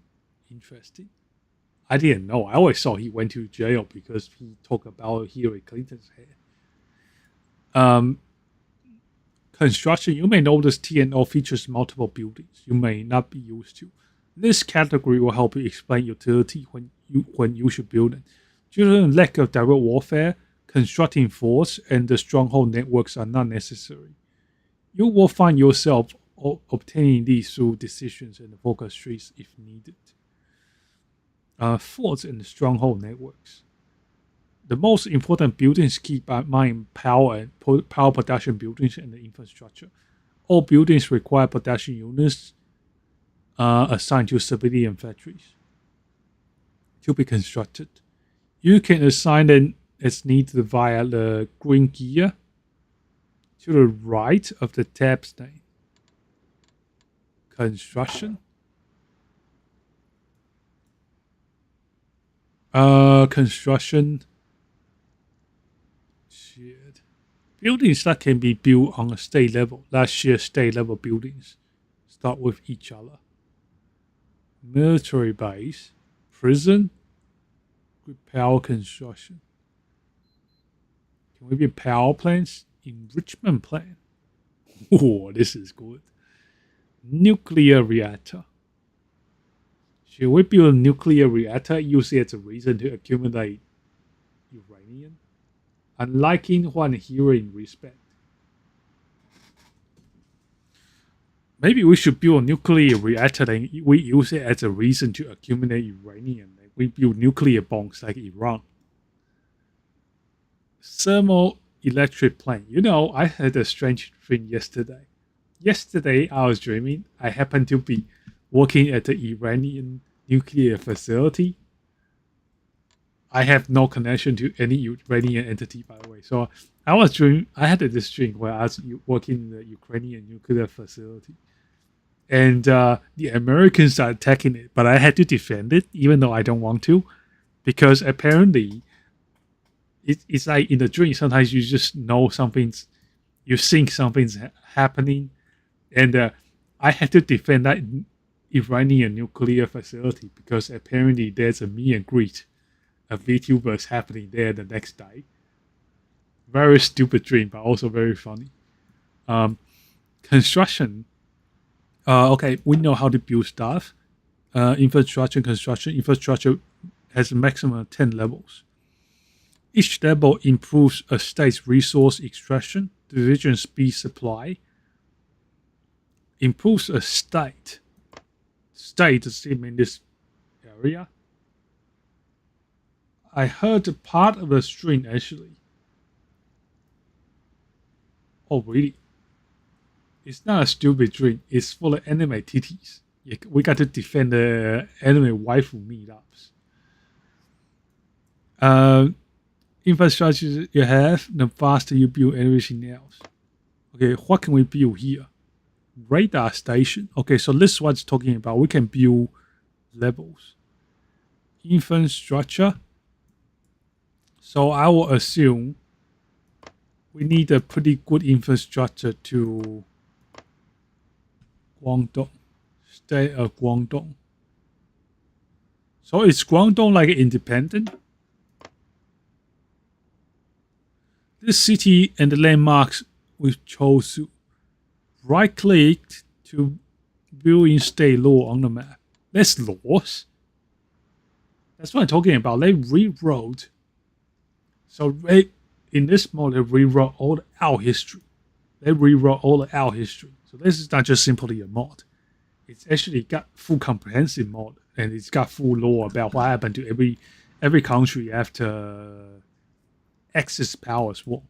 Okay, so we'll get it. There's 10 levels of infrastructure. Power plants. You have thermoelectric power plants. Not for raising the price of a drug that costs less than $1 of magnitude. What do you mean? Not for raising the price of a drug that costs less than $1 orders of magnitude. Gotta go back now. Yeah, we're about to end it as well. So thanks for coming. I might end the stream very shortly. By orders of magnitude. Yeah. Building coverage, construction, schools, hospital, country level buffs based on the level coverage. Okay. Power plants, the ratio difference from you should aim for 5 grid power per 1 billion GDP. For Japan, you should 10 grid power per billion GDP. Remember, research will improve power plant in tech industry. Prioritize tech over others. Okay, so tech.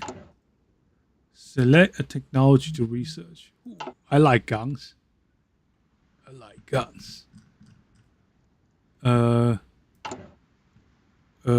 Technology to research. This is a civilian. People rise to a drug raise price by order of magnitude. It's pretty awesome. I wish I had some of it. I mean, hindsight is 2020, and I think he had the right opportunity, the right moment as well. Let's see. Where is the power research? Where's the civilian or industry? There we go. Power? Where's power? World War II line production. Industry. Consumer goods. Oh, that's power. Nuclear technology. Oil processing. Energy production facility. So we have to drill oil, then we have to go 157 days. Yeah, I mean, and the price wasn't really that high. Like people made it like people made it like it sound like he raised it to $1 billion, but I think the end price was only, it's not huge. It's some nominal number. It wasn't costing that much to begin with, so he made a lot of money and didn't cost people too much money. Okay, I think we have seen enough in this mod. Building coverage. Okay, so building coverage is national. Logistic construction. Last part of building should keep like supply hub and railways. Railway preserves on ground. Supply can also travel river with lower efficiency. Supply hubs represent nodes from which supply travels to your division for sea routes. That role is filled by naval bases. Those subs should be sufficient level already. In TNO, both buildings have reduced construction costs. So don't be afraid to construct it. Remember, states can only have 2 supply hubs, so be careful which one you choose to construct. So the sea supply here is stronger. Yeah, I mean, he does it, nobody has issues. Then, you know, it's like all the people that pick out, like everyone picks out to have issues with. Those people are like named individuals. They are not that vital. Okay, you know, you probably know this. The richest guys are not even on the Forbes ranking chart. They take themselves off. Probably some prince in Saudi Arabia. Not gonna lie, those are people with real power. They don't even have names. Same for Jeffrey Epstein. Epstein is not a name. It's not a name for ages. 1350 upwards to 600. Kind of huge. Yeah, but it's like you talk to people that's really making mad dollars out there. Those people don't even have a name. You can mention those guys. People only know about household names like Rothschilds and all that. Those are not people with most money, I tell you. People with crazy amount of money, I think usually in Saudi Arabia. That's where most people have the money.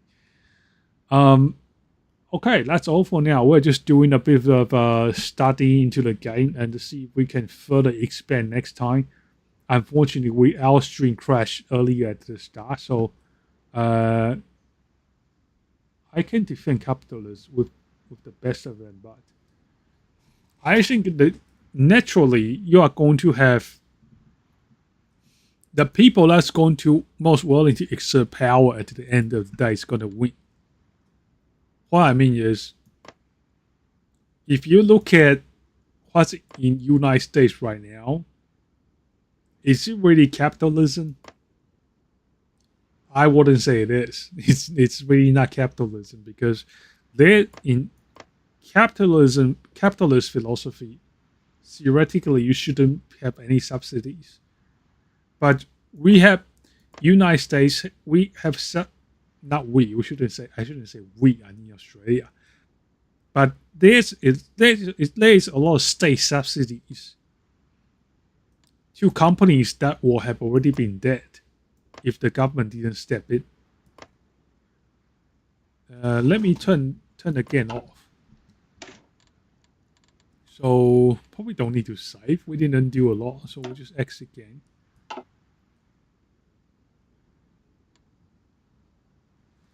%3,000%. My game's not responding. Exit game.